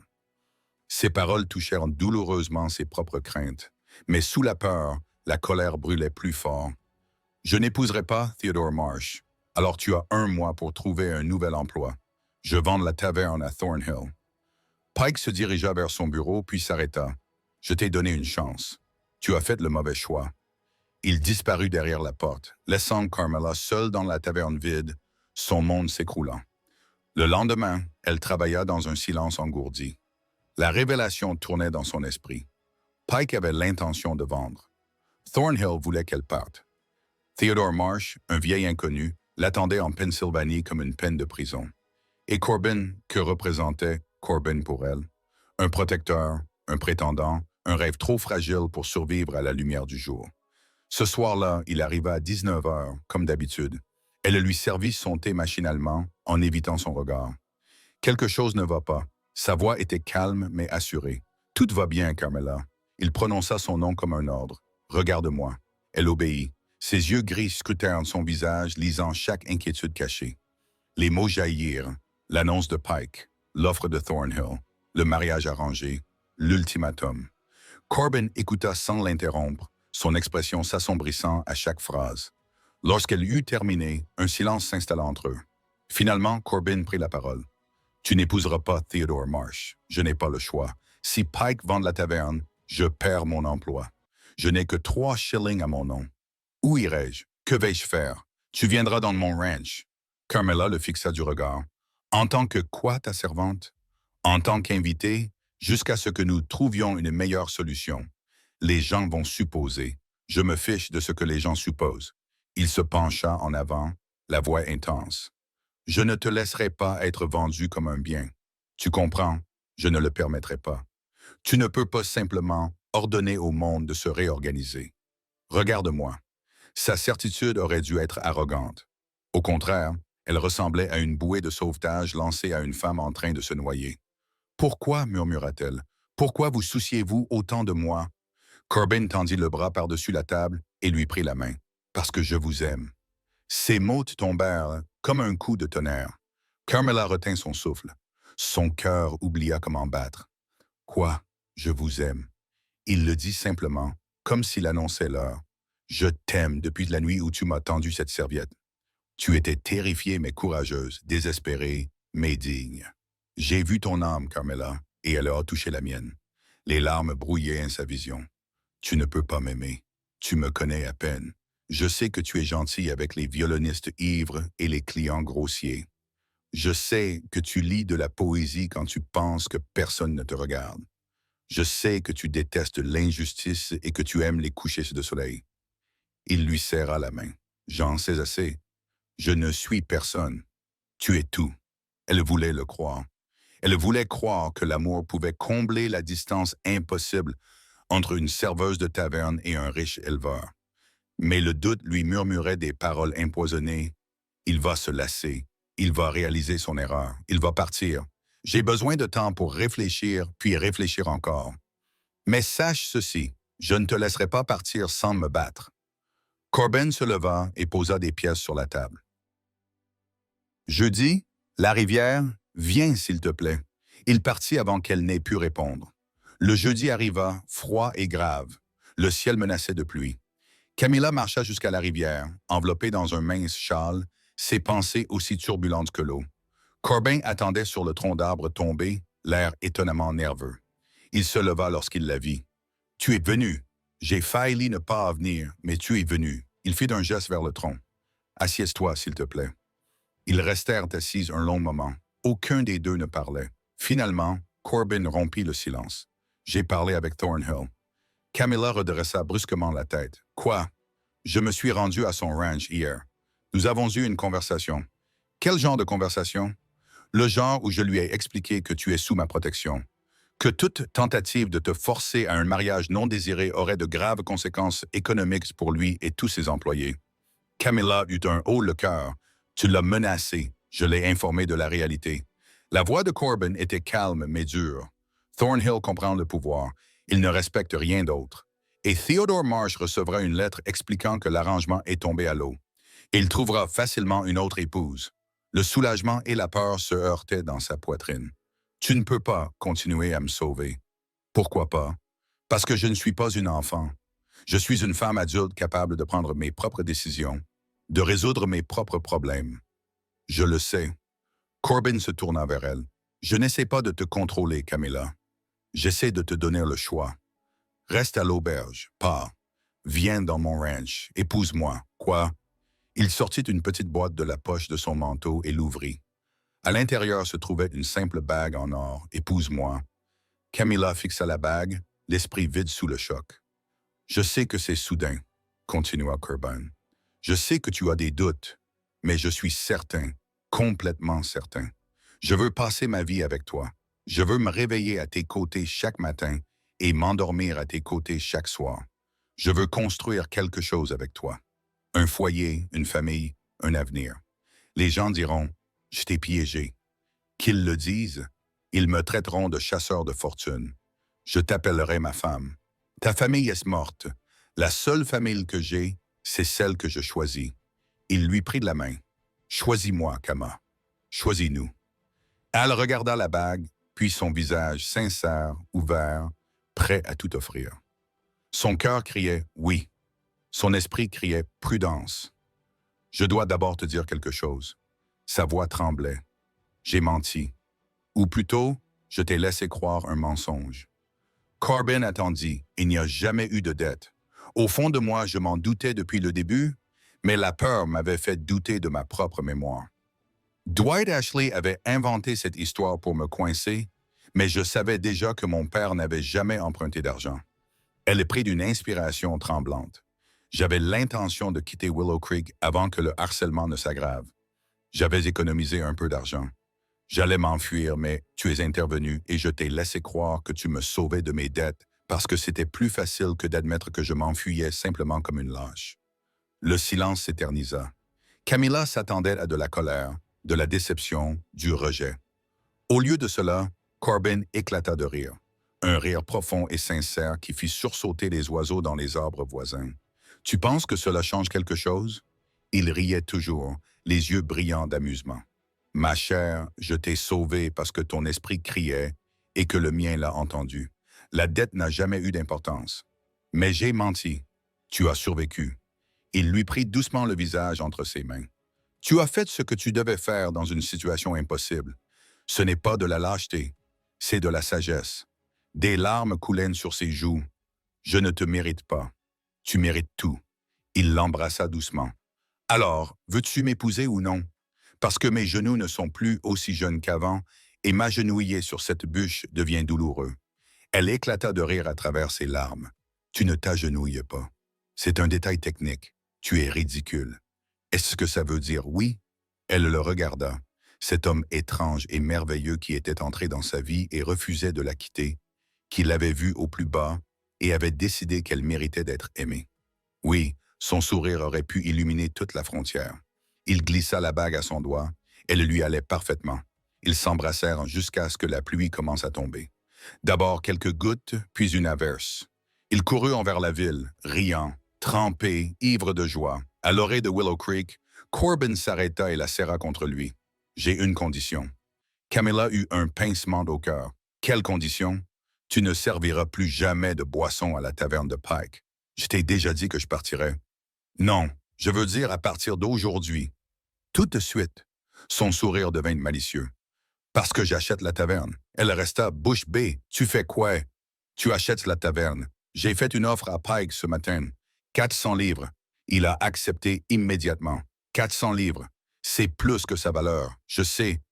Mais voir son visage quand je lui ai dit que tu ne travaillerais plus jamais là-bas, ça vaut chaque centime. » Camilla se mit à rire et ne pouvait plus s'arrêter. Elle rit jusqu'à en avoir mal aux côtes, jusqu'à ce que des larmes coulent sur son visage, jusqu'à ce que Corbin se mette à rire aussi. Quand ils eurent enfin repris leur souffle, il dit « Alors, demain, nous annonçons nos fiançailles. Le mois prochain, nous nous marierons et le lendemain, nous commencerons à construire notre vie ensemble. Et la taverne, je vais engager un nouveau gérant, quelqu'un de gentil, et je vais augmenter les salaires de tous les employés. » Il sourit. « Pike va détester ça. Tu es un homme bien. »« Corbin Little, je suis un homme amoureux d'une femme extraordinaire. » Il l'embrassa à nouveau, tendrement et doucement, et j'ai l'intention de passer le reste de ma vie à prouver que je la mérite. Ils retournèrent en ville, main dans la main, mouillés, heureux et complètement sûrs d'eux. Derrière eux, la rivière continuait de couler, emportant le passé et apportant l'avenir, vague après vague. L'annonce des fiançailles frappa Willow Creek comme un orage en janvier, inattendu, dramatique et impossible à ignorer. Corbin Little, le plus riche éleveur du territoire de Virginie, allait épouser Camilla Brennan, une serveuse de taverne sans famille, sans dot et sans aucune position sociale. La nouvelle se répandit plus vite que la variole. À midi, tous les habitants dans un rayon de 15 km avaient entendu une version de l'histoire. Les détails variaient considérablement selon la personne qui la racontait. Madame Henderson, du magasin général, affirmait que Camilla avait séduit Corbin grâce à la magie noire apprise auprès d'une gitane itinérante. L'apprenti forgeron insistait sur le fait qu'elle était en secret la fille perdue d'un noble européen. Le vieux Eric déclarait haut et fort et à plusieurs reprises qu'il avait prédit toute l'affaire et qu'il méritait d'être reconnu comme entremetteur officiel et prophète. La vérité était plus simple et plus scandaleuse. Une femme pauvre et un homme riche étaient tombés amoureux, et aucun des deux ne se souciait de ce que la société pouvait en penser. Pike accueillit la nouvelle avec l'expression d'un homme qui venait de découvrir que sa maison était construite sur des sables mouvants. Il avait vendu la taverne à Corbin pour 400 livres, un excellent prix, mais la satisfaction du profit s'évapora lorsqu'il apprit que son ancien employé était en train de devenir l'une des femmes les plus puissantes du territoire. Elle s'est jouée de moi, murmurait-il à tous ceux qui voulaient bien l'écouter. Elle a fait semblant d'être sans défense, mais en réalité, elle complotait pour m'attraper. Personne ne le croyait, principalement parce que personne ne l'aimait. Camilla passa sa dernière semaine à la taverne dans un étrange brouillard de bonheur et d'incrédulité. Elle continua à travailler. Corbin insista pour qu'elle honore son engagement envers Pike pendant la transition, mais tout semblait différent. Les clients qui l'avaient ignoré lui adressaient désormais leurs félicitations. Les femmes qui l'avaient rejeté lui posaient désormais des questions haletantes sur le mariage.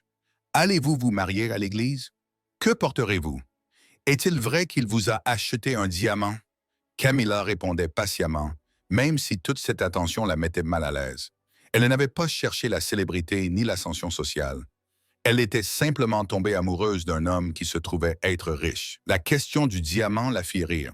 La bague de Corbin était en or simple. Pas de bijoux, pas d'ostentation. Elle l'aimait précisément parce qu'elle était sans prétention. Lors de sa dernière soirée à la taverne Pikes, tout le personnel organisa une fête improvisée. Quelqu'un apporta un gâteau. Le vieux Eric joua du violon avec un talent inhabituel. Même des clients qu'elle connaissait à peine levèrent leur verre pour trinquer. À Camilla, la femme la plus chanceuse de Virginie. Elle sourit et les remercia, même si en son fort intérieur, elle pensait que la chance n'avait pas grand-chose à voir là-dedans. Elle avait écrit « Aide » sur une serviette. Corbin avait répondu. Tout le reste n'était qu'une conséquence. Pike n'assista pas à la fête. Il resta dans son bureau, comptant ses 400 livres et soignant son orgueil blessé. Le mariage était prévu pour le premier samedi de novembre. Corbin voulait une cérémonie à l'église, petite, digne, traditionnelle. Camilla était d'accord, même si elle l'aurait épousé dans une grange si nécessaire. Les jours précédents, le mariage passèrent dans un tourbillon de préparatifs, et le ranch de Corbin devint une ruche en effervescence. Il engagea des couturières pour confectionner une robe convenable à Camilla. Il s'occupa de l'église, du pasteur et des fleurs. Il invita tous les employés du ranch, ses associés et tous les amis qu'il s'était fait en 34 ans. Ce sera un grand mariage, observa Camilla en voyant la liste des invités s'allonger. Ce sera un mariage en bonne et due forme, dit Corbin en levant les yeux de son bureau. Tu mérites d'être célébré. Je me contenterai volontiers de toi et du pasteur. Je sais, mais je veux que tout le territoire soit témoin de cet événement. Je veux que tout le monde te voie descendre l'allée et sache que tu es mienne et que je suis sienne et que quiconque remet cela en question pourra m'en répondre personnellement. Son instinct protecteur farouche lui fit chaud au cœur. Tu seras un mari merveilleux. Je l'espère bien. Il posa son stylo et l'attira sur ses genoux. Comme tu es coincé avec moi pour les 50 ou 60 prochaines années, seulement 50 ou 60, j'ai l'intention de vivre éternellement par pure obstination. Elle rit et l'embrassa. Le baiser s'intensifia, devenant passionné. Ses mains parcoururent sa taille, son dos, son corps. Un coup à la porte les interrompit. Corbin gémit. « Qu'y a-t-il contre maître? » Un homme respectable nommé Spencer Cunningham passa la tête par la porte. « Désolé de vous interrompre, patron, mais nous avons un problème. » Corbin repoussa doucement Camilla et se leva. « Quel problème? Edmund Thornhill est ici. Il dit qu'il doit vous parler de toute urgence. » Camilla eut un pincement au cœur. L'expression de Corbin se durcit. « Dites-lui que je le rejoindrai dehors dans 5 minutes. » Spencer acquiesça et disparut. Corbin se tourna vers Camilla. « Restez ici. Je veux venir avec vous. »« Non, il est ici à cause de moi. C'est précisément pour cela que vous devez rester à l'intérieur. » La voix de Corbin était ferme mais douce. « Thornhill est un tyran. Les tyrans agissent pour le public. Je ne lui en donnerai pas l'occasion. » Il embrassa son front et sortit. Camilla ignora ses instructions et le suivit à distance, se positionnant près d'une fenêtre d'où elle pouvait entendre sans être vue. Edmund Thornhill se tenait dans la cour, flanqué de 2 ouvriers agricoles. C'était un homme corpulent, au visage rouge, avec l'attitude agressive de quelqu'un habitué à obtenir ce qu'il veut par la force et l'intimidation. La voix du petit Thornhill résonna dans la cour. « Nous devons parler de votre erreur imminente. » Corbin descendit lentement les marches du porche, ses mouvements calmes et délibérés. « Mon mariage n'est pas une erreur. Épouser une serveuse de taverne sans famille, c'est ça Une erreur. Thornhill fit un grand geste. Vous êtes l'un des hommes les plus riches de Virginie. Vous pourriez choisir parmi des femmes respectables, des filles de marchandes, de propriétaires terriens, de familles à cultiver. Au lieu de cela, vous choisissez une inconnue. Camilla Brennan n'est pas une inconnue. C'est une servante. C'est ma future épouse. La voix de Corbin restait calme, mais chaque mot était souligné par son regard d'acier. Et si vous êtes venu ici pour l'insulter, vous pouvez partir maintenant avant que je ne vous y oblige. Le visage de Thornhill rougit davantage. Je suis venu ici pour vous donner un conseil. Manto, vous pensez avec votre... Il se reprit. Vous ne pensez pas clairement. Cette femme vous a ensorcelé avec quoi? Sa gentillesse, son intelligence, son courage. Corbin s'approcha. Oui, elle m'a ensorcelé et je lui en suis reconnaissant. Vous le regretterez, croyez-moi. Elle dépensera votre argent, vous embarrassera en société. Et la voix de Corbin claqua comme un coup de fouet. Vous avez dit ce que vous aviez à dire. Maintenant, quittez ma propriété. J'essaie de vous aider. Non, vous essayez de me contrôler parce que vous craignez ce qui se passera quand les gens réaliseront que la richesse ne nécessite pas la cruauté. Les yeux gris de Corbin étaient froids comme la pierre d'hiver. Vous avez bâti votre empire sur l'intimidation. Thornhill, vous exploitez vos employés, vous trompez vos fournisseurs et vous écrasez tous ceux qui vous défient. Et vous détestez que j'ai bâti quelque chose de plus grand sans recourir à vos méthodes. Thornhill bredouilla. Comment osez-vous? J'ose tout. Corbin s'approcha encore, sa voix se réduisant à un murmure dangereux. Écoutez-moi bien. Si jamais vous parlez à nouveau de Camilla de manière irrespectueuse, si vous répandez des rumeurs ou tentez de saboter notre mariage de quelque manière que ce soit, je vous détruirai, non pas par la violence, mais par les affaires. J'achèterai vos dettes. Je passerai des contrats avec vos fournisseurs. J'embaucherai vos meilleurs travailleurs. Et je regarderai votre empire s'effondrer pendant que je construirai des écoles et des hôpitaux avec l'argent que j'aurais gaspillé à vous concurrencer. La menace flottait dans l'air, précise et dévastatrice. Les fanfaronnades de Thornhill s'évaporèrent. Il ouvrit la bouche, la referma et se tourna vers ses hommes. « Allons-y !» Ils montèrent sur leurs chevaux et partirent sans un mot. Corbin resta debout à les regarder jusqu'à ce qu'ils disparaissent. Puis il se retourna et regarda directement la fenêtre où Camilla se cachait. « Tu ne peux pas sortir maintenant. » Elle émergea timidement. « Comment l'as-tu su? Tu n'es pas très discrète. » Son expression s'adoucit. « Tu vas bien? » « Je vais bien. Tu as été magnifique. J'étais en colère. Tu étais maîtresse de toi. Il y a une différence. » Elle lui prit de la main. « Merci de toujours me défendre. » Il la serra contre lui. « Maintenant, retournons aux préparatifs du mariage avant qu'une autre crise n'éclate. » Le samedi arriva, froid et clair. Les cloches de l'église sonnèrent à 10 heures, convoquant les invités de tout le territoire. La petite église en bois était pleine à craquer, les ouvriers agricoles dans leurs plus beaux habits du dimanche, les commerçants en costume, les familles serrant leurs enfants et leurs hymnels dans leurs bras. Camilla attendait dans l'arrière-salle, les mains tremblantes, en lissant sa robe. La robe était simple mais magnifique, une laine couleur crème, avec de délicates broderies aux poignets et à l'encolure. La couturière avait fait des miracles en seulement 2 semaines. On frappa à la porte. Le vieux Eric passa la tête par la porte. « Tu es prête, ma fille? » Camilla retint ses larmes. « Je n'ai personne pour m'accompagner jusqu'à l'hôtel. »« Si tu as quelqu'un. » Eric lui offrit son bras. « J'avais prédit ce mariage. Je me dois d'y participer comme il se doit. » Elle rit à travers ses larmes. « Tu es un vieil homme ridicule. Je suis un vieil homme ridicule doté d'un excellent instinct. » Il lui tapota la main. « Allez, viens, ton cowboy est en train de transpirer à grosses gouttes là-bas. » Ils se dirigèrent vers l'entrée de l'église. Les portes s'ouvrirent. La musique de l'orgue retentit. Camilla entra dans le sanctuaire au bras d'Eric. Toutes les têtes se tournèrent. Des exclamations s'élevèrent dans la foule. Quelqu'un murmura « Elle est magnifique ». Mais Camilla ne voyait qu'une seule personne. Corbin se tenait à l'autel, resplendissant dans son costume sombre.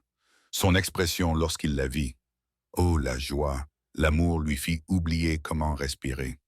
Elle marcha lentement dans l'allée, s'imprégnant de chaque détail, les fleurs décorant les bancs, la lumière du soleil filtrant à travers les vitraux, les visages des personnes qui étaient devenues sa communauté. À l'hôtel, Eric l'a remis à Corbin avec une cérémonie exagérée. Prends soin d'elle, mon fils. Elle est spéciale. Je sais, répondit Corbin doucement. Le pasteur commença. Chers amis, nous sommes réunis ici. Camilla n'entendait rien. Elle était perdue dans les yeux de Corbin, dans la réalité impossible que cela était en train de se produire, qu'elle épousait cet homme, que sa vie était passée d'un cauchemar à un rêve en l'espace de 2 mois. Corbin Little, voulez-vous prendre cette femme pour épouse? Oui. Et toi, Camilla Brennan, acceptes-tu de prendre cet homme pour époux? Elle sourit à travers ses larmes. Oui. Alors, par le pouvoir qui m'est conféré, je vous déclare mari et femme. Tu peux embrasser la mariée. Corbin prit son visage entre ses mains et l'embrassa lentement, profondément. L'assemblée éclata en applaudissements. Lorsqu'ils se séparèrent, ils souriaient tous les deux comme des idiots. Ils redescendirent là les mains dans la main. Dehors, les invités leur lancèrent du riz et des fleurs. Quelqu'un tira un coup de feu en signe de célébration, provoquant les cris de plusieurs personnes et le regard désapprobateur du pasteur. Le vieux Eric apparut à leur côté, rayonnant. « Je vous l'avais dit, j'avais prédit ce mariage. Quelqu'un devrait me payer. » Tout le monde éclata de rire. Corbin sortit une pièce et la lança à Eric. « Tes commissions d'entremetteur. » Eric l'attrapa et l'examina d'un œil critique. « C'est un shilling. Ajusté pour plus de précision. » Nouveaux éclats de rire. Camilla se blottit contre Corbin, submergée de bonheur. Ils passèrent le reste de la journée à faire la fête, à manger, à écouter de la musique et à danser. Tout le village semblait être présent. Même Pike fit une brève apparition, l'air mal à l'aise et repartit rapidement. Alors que le coucher de soleil peignait le ciel d'or et de pourpre, Corbin prit Kama à part. « Prête à rentrer à la maison, Madame Little? » Ce nom la fit frissonner. Oui, ils se rendirent ensemble au ranch, le cheval avançant à un rythme tranquille. Camilla s'adossa contre la poitrine de Corbin, son bras fermement autour de sa taille. Dès que la porte d'entrée du ranch se referma derrière eux, l'atmosphère s'enflamma. Corbin la claqua, la fit pivoter et la pressa contre le lourd chêne, sa bouche s'écrasant sur la sienne dans un baiser plein de dents, de faim et de mois de désir refoulés. Camilla gémit contre lui, ses doigts tirant sur son col, arrachant les boutons. Son manteau tomba sur le sol. Les lacets de sa robe de mariée furent déchirés d'un coup sec impatient. Il la souleva sans effort, la portant dans les escaliers sans interrompre leur baiser, ses jambes enroulées autour de sa taille, se frottant contre sa longueur rigide, tendant son pantalon. Lorsqu'ils arrivèrent dans la chambre principale, la robe pendait de ses épaules, à moitié défaite, la chemise étant la seule chose qui séparait sa bouche de sa peau. Corbin la jeta sur le large lit et la suivit, déchirant le camésé sur le devant. La lumière du feu dans la cheminée peignait leur corps d'or et d'ombre. Il fit glisser sa bouche de ses lèvres à sa gorge, mordant assez fort pour laisser une marque, puis plus bas, aspirant un téton dans sa bouche, le roulant avec sa langue jusqu'à ce qu'elle se cambre sur le matelas dans un cri brisé. Sa main remonta sa jupe jusqu'à sa taille, ses doigts glissant dans la chaleur humide, 2 d'entre eux s'enfonçant profondément sans avertissement. Elle se cabra contre sa paume, ses ongles griffant son dos, le poussant à aller plus loin, plus vite. Il ne lui fit aucun cadeau, recourbant ses doigts, caressant cet endroit en elle jusqu'à ce que ses cuisses tremblent et qu'elle jouisse violemment autour de lui, se contractant, haletant, trempant sa main. Corbin se releva juste le temps d'enlever le reste de ses vêtements. Le clair de lune et la lueur du feu dessinaient chaque ligne dure de ses muscles, acquis au fil des années passées à dompter des chevaux et à lutter avec du bétail. Camilla tendit la main vers lui, l'attirant vers elle, le guidant entre ses cuisses. Il la pénétra d'un coup brutal, s'enfonçant jusqu'à la garde. Ils gémirent tous les deux. Il imposa un rythme punitif. Des coups profonds et implacables qui faisaient claquer la tête de lit contre le mur. La peau claquait contre la peau. L'odeur du sexe et de la sueur était épaisse dans l'air. Elle répondait à chaque coup de rein. Ses hanches roulaient, ses jambes s'enroulaient autour de son dos, ses talons s'enfonçaient dans ses muscles pour le prendre plus profondément. Il accrocha l'un de ses genoux sur son épaule, l'ouvrant plus largement, la martelant plus fort jusqu'à ce que son deuxième orgasme la submerge. ses parois internes palpitant autour de lui, l'entraînant avec elle au bord de l'extase. Il jouit dans un grognement guttural, les hanches secouées de spasmes, se déversant chaudement et profondément en elle. Ils s'arrêtèrent à peine pour reprendre leur souffle. Corbin la retourna sur le ventre, lui souleva les hanches et la prit par derrière. Des coups lents et traînants au début, puis plus rapides. Une main agrippée à ses cheveux, l'autre serrant sa hanche assez fort pour lui laisser des bleus. Elle se cambrait à chaque coup de rein, gémissant son nom comme une prière, les doigts agrippés au drap. Il glissa ses mains sous elle, ses doigts la caressant jusqu'à ce qu'elle explose à nouveau, hurlant dans l'oreiller. Les heures se confondaient, les positions changeaient. Elle le chevauchait, les ongles griffant son torse contre le mur, les jambes autour de sa taille, sur le tapis de fourrure devant le feu mourant. Lentement, obstinément, parfaitement. Chaque fois qu'elle jouissait, il la suivait, ou elle l'entraînait avec elle, jusqu'à ce qu'ils tremblent tous les deux. Luisant de souillure, marqué de morsures et d'égratignures, preuve d'une possession totale. Finalement épuisé, Corbin s'effondra à côté d'elle, la serrant dans ses bras. Leur respiration ralentit, leur cœur battant à l'unisson contre la peau de l'autre. Derrière eux, Willow Creek s'installait dans la soirée, transformant déjà leur histoire en légende. La serveuse de taverne et le riche éleveur, la serviette sur laquelle était écrit « Au secours ». L'amour qui avait défié toutes les attentes et la nuit de noces qui avait fait taire tous les sceptiques du territoire, car personne parmi ceux qui avaient entendu les rumeurs le lendemain matin ne doutait un seul instant que Corbin Little avait pris possession de sa femme complètement, entièrement et sans excuse. Le mariage avait transformé la vie de Camilla si complètement qu'elle se réveillait parfois désorientée, oubliant où elle était. La maison du ranch, son foyer désormais, s'étendait sur une colline surplombant la vallée. 12 pièces, de larges fenêtres, une cuisine plus grande que toute la taverne de Pike. Au début, cet espace la submergeait, tout ce vide qui attendait d'être comblé.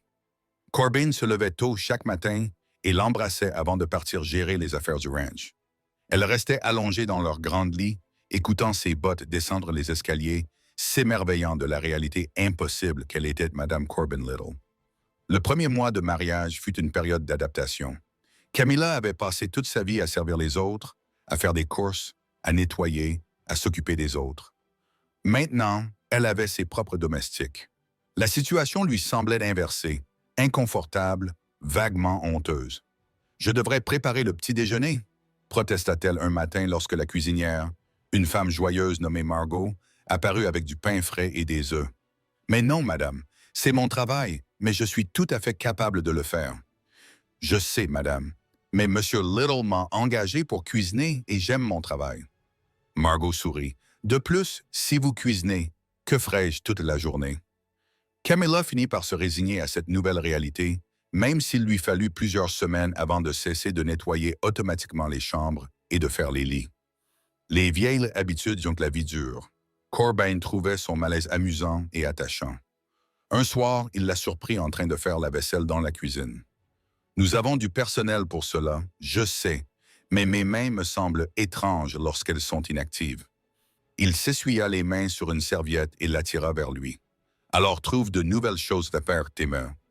Lee, aide-moi à gérer les comptes du ranch, tout sauf travailler. Comme si tu avais encore besoin de gagner ta vie. Je me sens inutile. Tu n'es pas inutile. Tu t'adaptes. » Il embrassa son front. « Donne-toi du temps. » Elle essaya. Lentement. Elle commença à remplir ses journées de nouvelles activités. Elle apprit la gestion du ranch auprès de Corbin. Elle découvrit qu'elle avait un don pour les chiffres. Elle créa un jardin derrière la maison, où elle cultivait des légumes et des herbes aromatiques. Elle se lia d'amitié avec les femmes du ranch, trouvant une camaraderie inattendue parmi ces femmes qu'elle avait autrefois enviées.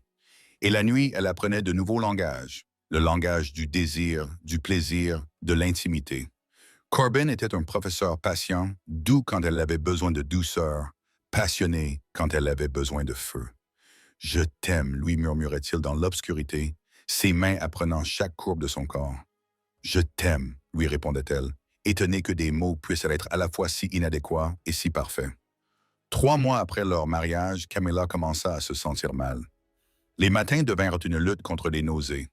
Certaines odeurs, le café, le bacon, le savon à raser de Corbin, la faisaient courir vers le pot de chambre. Margot fut la première à le remarquer. « Maman, tu serais enceinte? » Camilla se figea, attendant un bébé. « Tu as les symptômes. Un bébé. » Cette possibilité ne lui avait même pas effleuré l'esprit. Elle et Corbin avaient discuté des enfants en termes abstraits. Un jour, quand ils seraient prêts, mais prêts ou non, la vie arrivait. Elle l'annonça à Corbin ce soir-là. Il était en train de vérifier les registres dans son bureau lorsqu'elle entra, nerveuse, excitée et terrifiée. « J'ai quelque chose à te dire. » Il posa immédiatement son stylo, comprenant le ton de sa voix. « Qu'y a-t-il? »« Rien ne va pas. Du moins, je ne pense pas que ça aille mal. Ça pourrait être merveilleux ou terrifiant, ou les deux. » Elle prit une profonde inspiration. « Je suis enceinte. » Silence. Corbin la fixa, le visage impassible. Puis il se leva, traversa la pièce, la prit dans ses bras, la fit tournoyer une fois avant de la reposer doucement.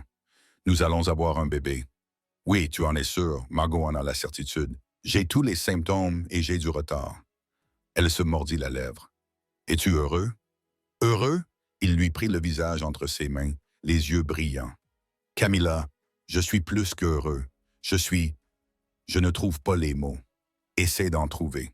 Tu es généralement éloquente. » Il rit et l'embrassa. « Je t'aime et j'ai hâte de rencontrer la personne que nous avons créée ensemble. » La grossesse se déroula sans encombre. Les nausées de Camilla disparurent après les 3 premiers mois, remplacées par une énergie débordante et un appétit vorace qui surprit tout le monde. « J'ai mangé 4 biscuits ce matin, » annonça-t-elle au petit déjeuner. « Je l'ai remarqué, » dit Corbin d'un ton doux. « J'espérais en avoir un. Tu peux avoir du bacon. Quelle générosité. » Elle lui lança une serviette. Il l'attrapa en souriant. À mesure que son ventre grossissait, Corbin devenait de plus en plus protecteur. Il veillait constamment sur elle, surveillant ses activités, insistant pour qu'elle se repose, lui interdisant de soulever quoi que ce soit de plus lourd qu'une tasse de thé. « Je suis enceinte, pas handicapée, » protesta-t-elle. « Je sais, mais tu portes un précieux fardeau. Tu es impossible. Je sais. » Il l'embrassa. Son ventre était gonflé. « Mais tu m'aimes quand même, incroyablement, complètement, éternellement. » Le bébé est arrivé fin juillet, pendant un orage qui a secoué la maison.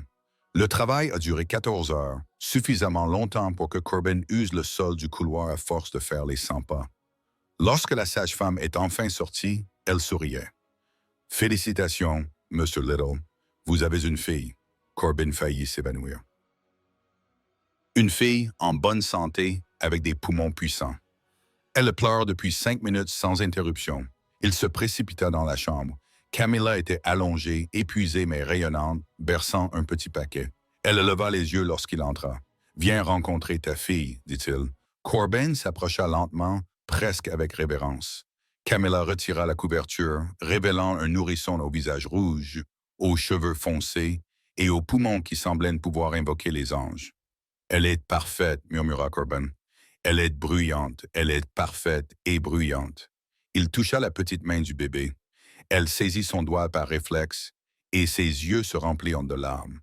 Comment allons-nous l'appeler? Ils avaient discuté des prénoms pendant des mois sans parvenir à se mettre d'accord. Maintenant, en regardant le visage de leur fille, la réponse semblait évidente. « Grace, » dit Camilla doucement, « parce que c'est ce qu'elle est. La grâce pure, la petite Grace. » Corbin testa le prénom. Oui, parfait. Grace n'était pas un bébé facile. Elle pleurait souvent, dormait rarement et exigeait une attention constante. Camilla passa les 3 premiers mois dans un brouillard d'épuisement, survivant grâce à sa ténacité et au soutien indéfectible de Corbin. Il prenait les gardes de nuit, promenant Grace dans la maison jusqu'à ce qu'elle s'endorme enfin. Il changeait ses couches sans se plaindre. Il chantait des berceuses d'une voix de baryton étonnamment agréable. « Où as-tu appris à chanter? » demanda Camilla un soir, en l'écoutant chanter une vieille chanson folklorique. « Ma mère, » répondit-elle. Il ajusta Grace contre son épaule. « J'avais oublié jusqu'à présent. » Le voir avec leur fille fit retomber Camilla amoureuse. Lorsque Grace eut 9 mois, Camilla découvrit qu'elle était déjà à nouveau enceinte. Corbin eut l'air choqué. Apparemment, elle rit de son expression. « Tu n'es pas content? »« Non, juste surpris. Grace dort à peine la nuit. Alors nous aurons 2 enfants qui ne dorment pas la nuit. » Il gémit. Nous allons probablement mourir d'épuisement. Elle l'embrassa, mais nous mourrons heureux. La deuxième grossesse fut plus facile que la première. Pas de nausées, beaucoup d'énergie et un corps qui se souvenait du processus. Camilla travaillait aux côtés de Corbin à la gestion du ranch, berçant Grace sur sa hanche tout en vérifiant les comptes. En mars, elle donna naissance à des jumeaux. Cette fois-ci, Corbin s'évanouit. Lorsqu'il reprit conscience, la sage-femme riait. Votre mari a une constitution délicate, Madame Little. Je l'ai remarqué. Camilla regarda les deux petits garçons endormis contre sa poitrine. Sont-ils en bonne santé? Parfaits, forts, identiques? La sage-femme lui tapota la main. Félicitations, vous avez maintenant les mains pleines. C'était un euphémisme. Les jumeaux, prénommés Thomas et Edison, étaient de véritables terreurs. Ils pleuraient à l'unisson, se réveillaient constamment l'un l'autre et avaient développé une mystérieuse capacité à avoir besoin d'être nourris simultanément. « Comment est-ce possible? » demanda Corbin un soir, tenant Edison qui hurlait, tandis que Camilla allaitait Thomas. « Comment deux petits êtres humains peuvent-ils créer autant de chaos? »« Nous avons de la chance, dit Camilla d'une voix fatiguée. Nous sommes en infériorité numérique. » Grace, âgée de 14 mois, s'approcha en titubant et tapota le pied d'Edison avec compassion. « Bébé triste. »« Oui, ma chérie, le bébé est très triste. » Corbin berçait Edison avec l'expertise d'un homme qui avait passé des milliers d'heures à s'occuper de nourrissons. « Papa est aussi triste et fatigué. Très, très fatigué. » Malgré l'épuisement, la maison était remplie de vie, de rire et d'amour. Margot agrandit la cuisine pour répondre à l'appétit croissant de la famille. Corbin engagea une nounou, une femme sévère mais gentille nommée Madame Patterson, pour l'aider à gérer le chaos. Le ranch continuait de prospérer. Les profits augmentaient à mesure que Corbin mettait en œuvre de nouvelles techniques d'élevage et développait ses activités. L'argent affluait. Corbin investissait judicieusement, achetant plus de terres, se diversifiant dans le bois et les céréales, établissant des routes commerciales vers Richmond et au-delà. 3 ans après leur mariage, sa fortune avait presque doublé. « Nous devrions agrandir la maison, » suggéra-t-il un soir. « Pourquoi? Nous utilisons à peine la moitié des pièces dont nous disposons. Parce que nous aurons besoin d'espace pour plus d'enfants. » Carla leva les yeux de ses chaussettes qu'elle reprenait. « Plus d'enfants, nous en avons déjà 3 de moins de 2 ans. Je pense à l'avenir. »« Tu penses de manière insensée, » dit-il en souriant. « Peut-être, mais imagine 10, voire 12 enfants. Absolument pas. 8, 6 au maximum. » Marché conclu. Il traversa la pièce et l'embrassa. « Vous êtes une excellente négociatrice, Madame Little. » J'ai appris auprès d'un maître. Ils n'ont pas eu 6 enfants. Après les jumeaux, une autre fille, Clee, est née 2 ans plus tard, puis un fils, Heron, puis une autre fille, Gabriella, 6 enfants en 8 ans. La maison explosait de bruit, de joie, de chaos et d'une quantité impressionnante de lessive. Cam se sentait parfois dépassée par l'ampleur de sa vie. Elle était passée de serveuse solitaire dans une taverne à matriarche d'une famille nombreuse et bruyante. Certains jours, cela lui semblait impossible. Les enfants pleuraient, les repas brûlaient, les comptes nécessitaient son attention, le poids des responsabilités pesait de toutes parts. Mais Corbin était toujours là, stable, solidaire, infiniment patient. « Nous nous en sortons bien, » lui rappelait-il les jours difficiles. « Nous survivons, nous prospérons. » Il la serrait contre lui. « Regarde ce que nous avons construit, Cam. Regarde nos enfants, notre maison, notre vie. Nous sommes partis de rien, avec pour seul bagage une serviette et de l'espoir. Maintenant, nous avons tout. » Il avait raison. Ils avaient tout. Leur ranch était devenu l'une des exploitations les plus prospères de Virginie. La réputation de Corbin en matière d'équité et d'innovation attirait l'attention de tous les États. Ses partenaires commerciaux sollicitaient ses conseils. Les éleveurs voisins copiaient ses méthodes. Les responsables gouvernementaux le consultaient sur la politique agricole. Mais malgré leur richesse et leur influence, Corbin et Cam restaient étonnamment terre-à-terre. Ils traitaient leurs employés équitablement, leur versant des salaires supérieurs à ceux du marché et leur fournissant un logement. Ils faisaient des dons aux écoles et aux églises. Ils accueillaient leurs voisins sans distinction de statut social. L'ancien établissement du Tavern Pike a rouvert sous une nouvelle direction, avec des salaires plus élevés et de meilleures conditions de travail. Corbin a engagé un gérant bienveillant nommé Walter qui dirigeait l'établissement avec compassion et intégrité. Tu aurais pu transformer ce bâtiment en entrepôt, fit remarquer Cameron. J'aurais pu, mais je me souviens pourquoi tu travaillais là-bas. Parce que tu avais besoin d'un revenu et d'un endroit sûr où dormir. D'autres femmes ont les mêmes besoins. Il lui serra la main. Si nous pouvons offrir de meilleures options, pourquoi ne le ferions-nous pas? Sa générosité s'étendait à ses anciens ennemis. Même Dwight Ashley, l'homme qui avait autrefois harcelé Cam, eut une seconde chance. Corbin l'embaucha pour un travail saisonnier, lui donnant l'occasion de reconstruire sa réputation. « Pourquoi l'aiderais-tu? » demanda Cameron. « Parce que tout le monde mérite une chance de se racheter. » Corbin lui jeta un coup d'œil. « Il t'a fait du tort. » « Oui, mais une punition permanente ne sert à rien. S'il est prêt à travailler honnêtement, je suis prête à l'employer. » Elle l'aimait pour cela, pour sa capacité à pardonner, à croire en la transformation, à faire preuve de clémence même lorsque c'était difficile. Leur mariage s'est approfondi au fil des ans. La passion physique était toujours là, dans les moments volés pendant la sieste des enfants, les longues nuits après que la maison se soit enfin calmée. Mais ils ont également développé une profonde amitié, partagé des blagues, des silences confortables, l'intimité facile de partenaires qui avaient traversé ensemble des tempêtes. « As-tu déjà regretté d'avoir écrit ce mot sur la serviette? » demanda Corbin un soir. Ils étaient assis sous le porche, regardant le coucher de soleil peindre la vallée de nuances ambrées et roses. « Jamais, même quand je suis têtu. Surtout quand tu es têtu. » Elle se blottit contre son épaule. « As-tu déjà regretté de l'avoir remarqué? » Pas une seule fois. Il embrassa le sommet de sa tête. « Cette serviette m'a sauvé la vie plus qu'elle ne t'a sauvé. »« Comment ça? »« Tu m'as donné un but, Camilla. Avant toi, j'avais du succès, mais j'étais vide, riche, mais seul. Tu as comblé des vides dont je ne soupçonnais même pas l'existence. » Elle se tourna pour l'embrasser correctement. « Je t'aime, Corbin Little. Je t'aime, Camilla Little. » À l'intérieur de la maison, un enfant hurla. Quelque chose se brisa. La voix de Mme Patterson s'éleva pour corriger calmement mais fermement. Corbin soupira. « Devrions-nous intervenir? Pas encore. Laissons Mme Patterson s'en occuper. C'est une femme sage. » Ils s'assirent ensemble, les mains jointes, regardant leur terre s'étendre vers les montagnes lointaines. De serveuses désespérées à riches matriarches, de ranchers solitaires à maris et pères dévoués. Tout cela à cause de 4 lettres écrites sur une serviette de taverne. Tout cela parce que quelqu'un a demandé de l'aide et que quelqu'un d'autre a répondu. 20 ans passèrent comme de l'eau qui coule en aval. Parfois rapide, parfois calme, mais toujours en mouvement. Les enfants grandirent. Grace, l'aînée, épousa un médecin et déménagea à Richmond, où elle choqua la société en ouvrant une école pour les filles issues de familles pauvres. Les jumeaux, Thomas et Edison, reprirent l'exploitation du ranch avec Corbin, mettant en œuvre des innovations qui doublèrent la productivité. Kylie devint enseignante. Arlen étudia le droit.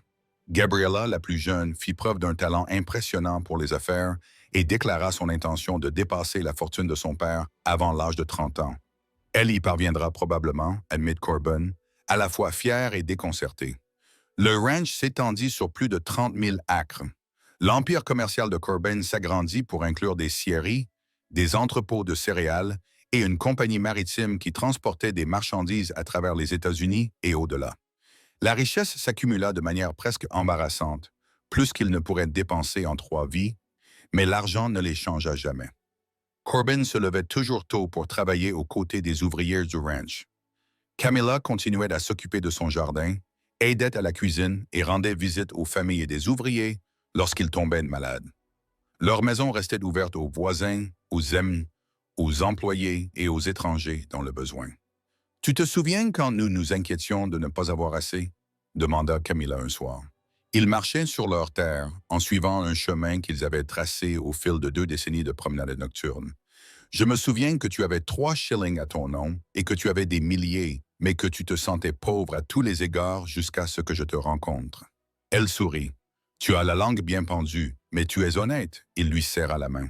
« Tu m'as rendu riche d'une manière qui n'a rien à voir avec l'argent. » Ils marchèrent dans un silence confortable.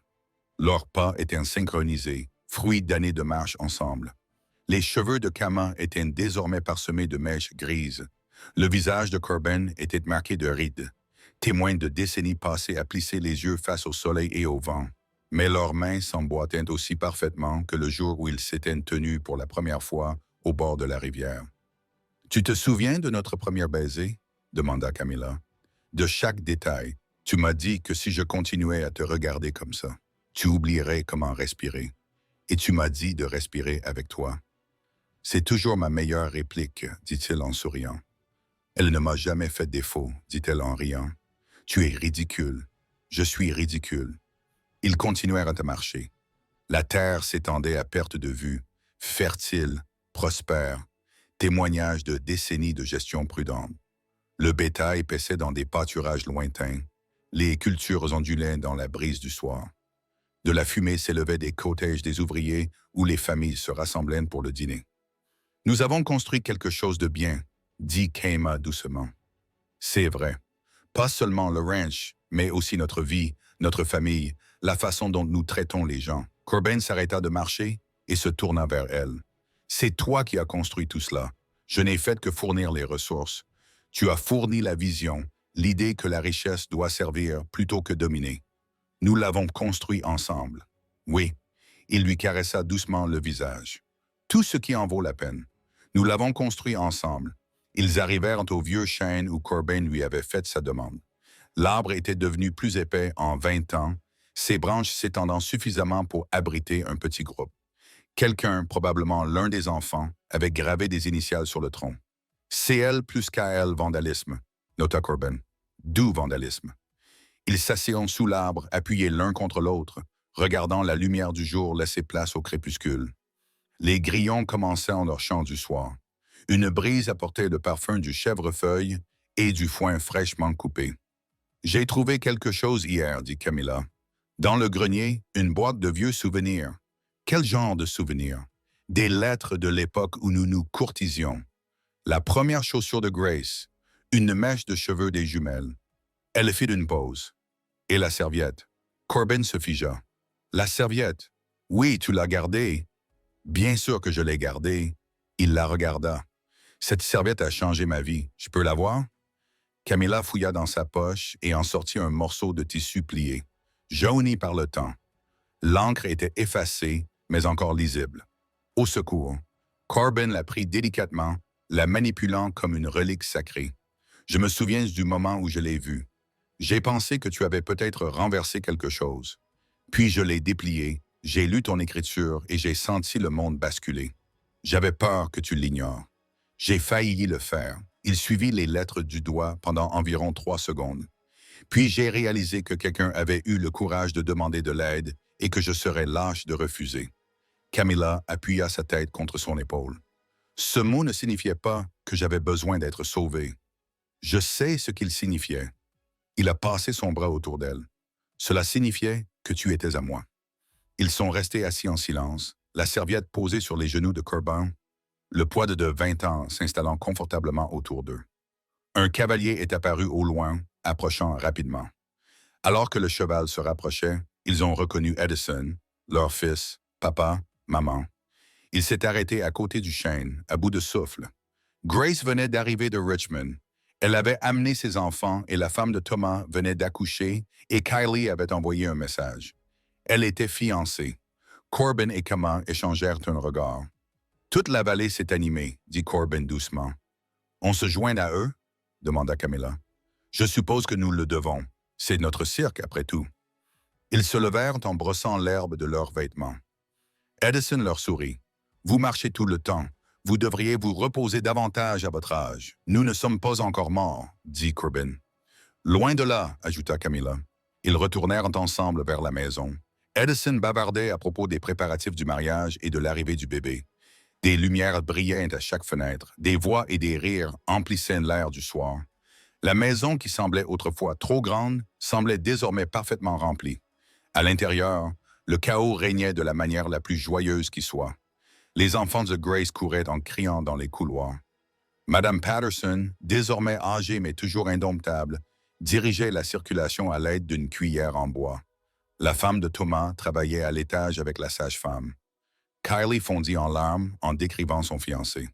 Corbin observa la scène et se tourna vers Camilla. C'est ta faute. Ma faute. C'est cette serviette que tu as écrite qui a tout déclenché. Elle rit. Tu aurais pu l'ignorer. Impossible. Tu avais une très belle écriture. Menteuse. Flatteuse. Gabriella apparut, tenant un grand livre. Papa, je dois discuter des contrats d'expédition. Oh, vous êtes encore adorables tous les deux? Toujours. Camilla dit dégoûtant, mais Gabriella souriait. Grace veut vous parler à tous les deux. Elle est dans le salon. Ils trouvèrent Grace assise près de la cheminée, ressemblant étonnamment à Camilla à son âge. Elle se leva lorsqu'ils entrèrent. « Maman, papa, j'ai des nouvelles. »« Encore des nouvelles ?» demanda Corbin. « Je ne suis pas sûr de pouvoir en supporter davantage. »« Ce sont de bonnes nouvelles. L'école s'agrandit. Nous avons reçu un don substantiel d'un bienfaiteur anonyme, suffisant pour construire une nouvelle aile et embaucher 5 enseignants supplémentaires. » Corbin et Kama échangèrent un regard complice. « C'est merveilleux, » dit Kama innocemment. « Un bienfaiteur anonyme, imaginez un peu. » Grace plissa les yeux. « Vraiment? Nous ne savons pas de quoi vous parlez, » dit Corbin. « Papa, ta mère et moi sommes vieux et nous avons la mémoire qui flanche. Nous faisons des dons à de nombreuses causes. Nous ne pouvons pas nous souvenir de toutes. » Grace les serra tous les deux très fort dans ses bras. « Merci. Nous n'avons rien fait, » insista Camilla. « Mais vous êtes les bienvenus quand même. » La soirée se poursuivit dans une joyeuse agitation. La femme de Thomas donna naissance à un petit garçon en bonne santé. Kylie montra sa bague de fiançailles à tous ceux qui voulaient la voir. Edison déclara qu'il mourait de faim et fit main basse sur la cuisine. Les petits-enfants coururent dans tous les sens jusqu'à ce que la fatigue les emporte.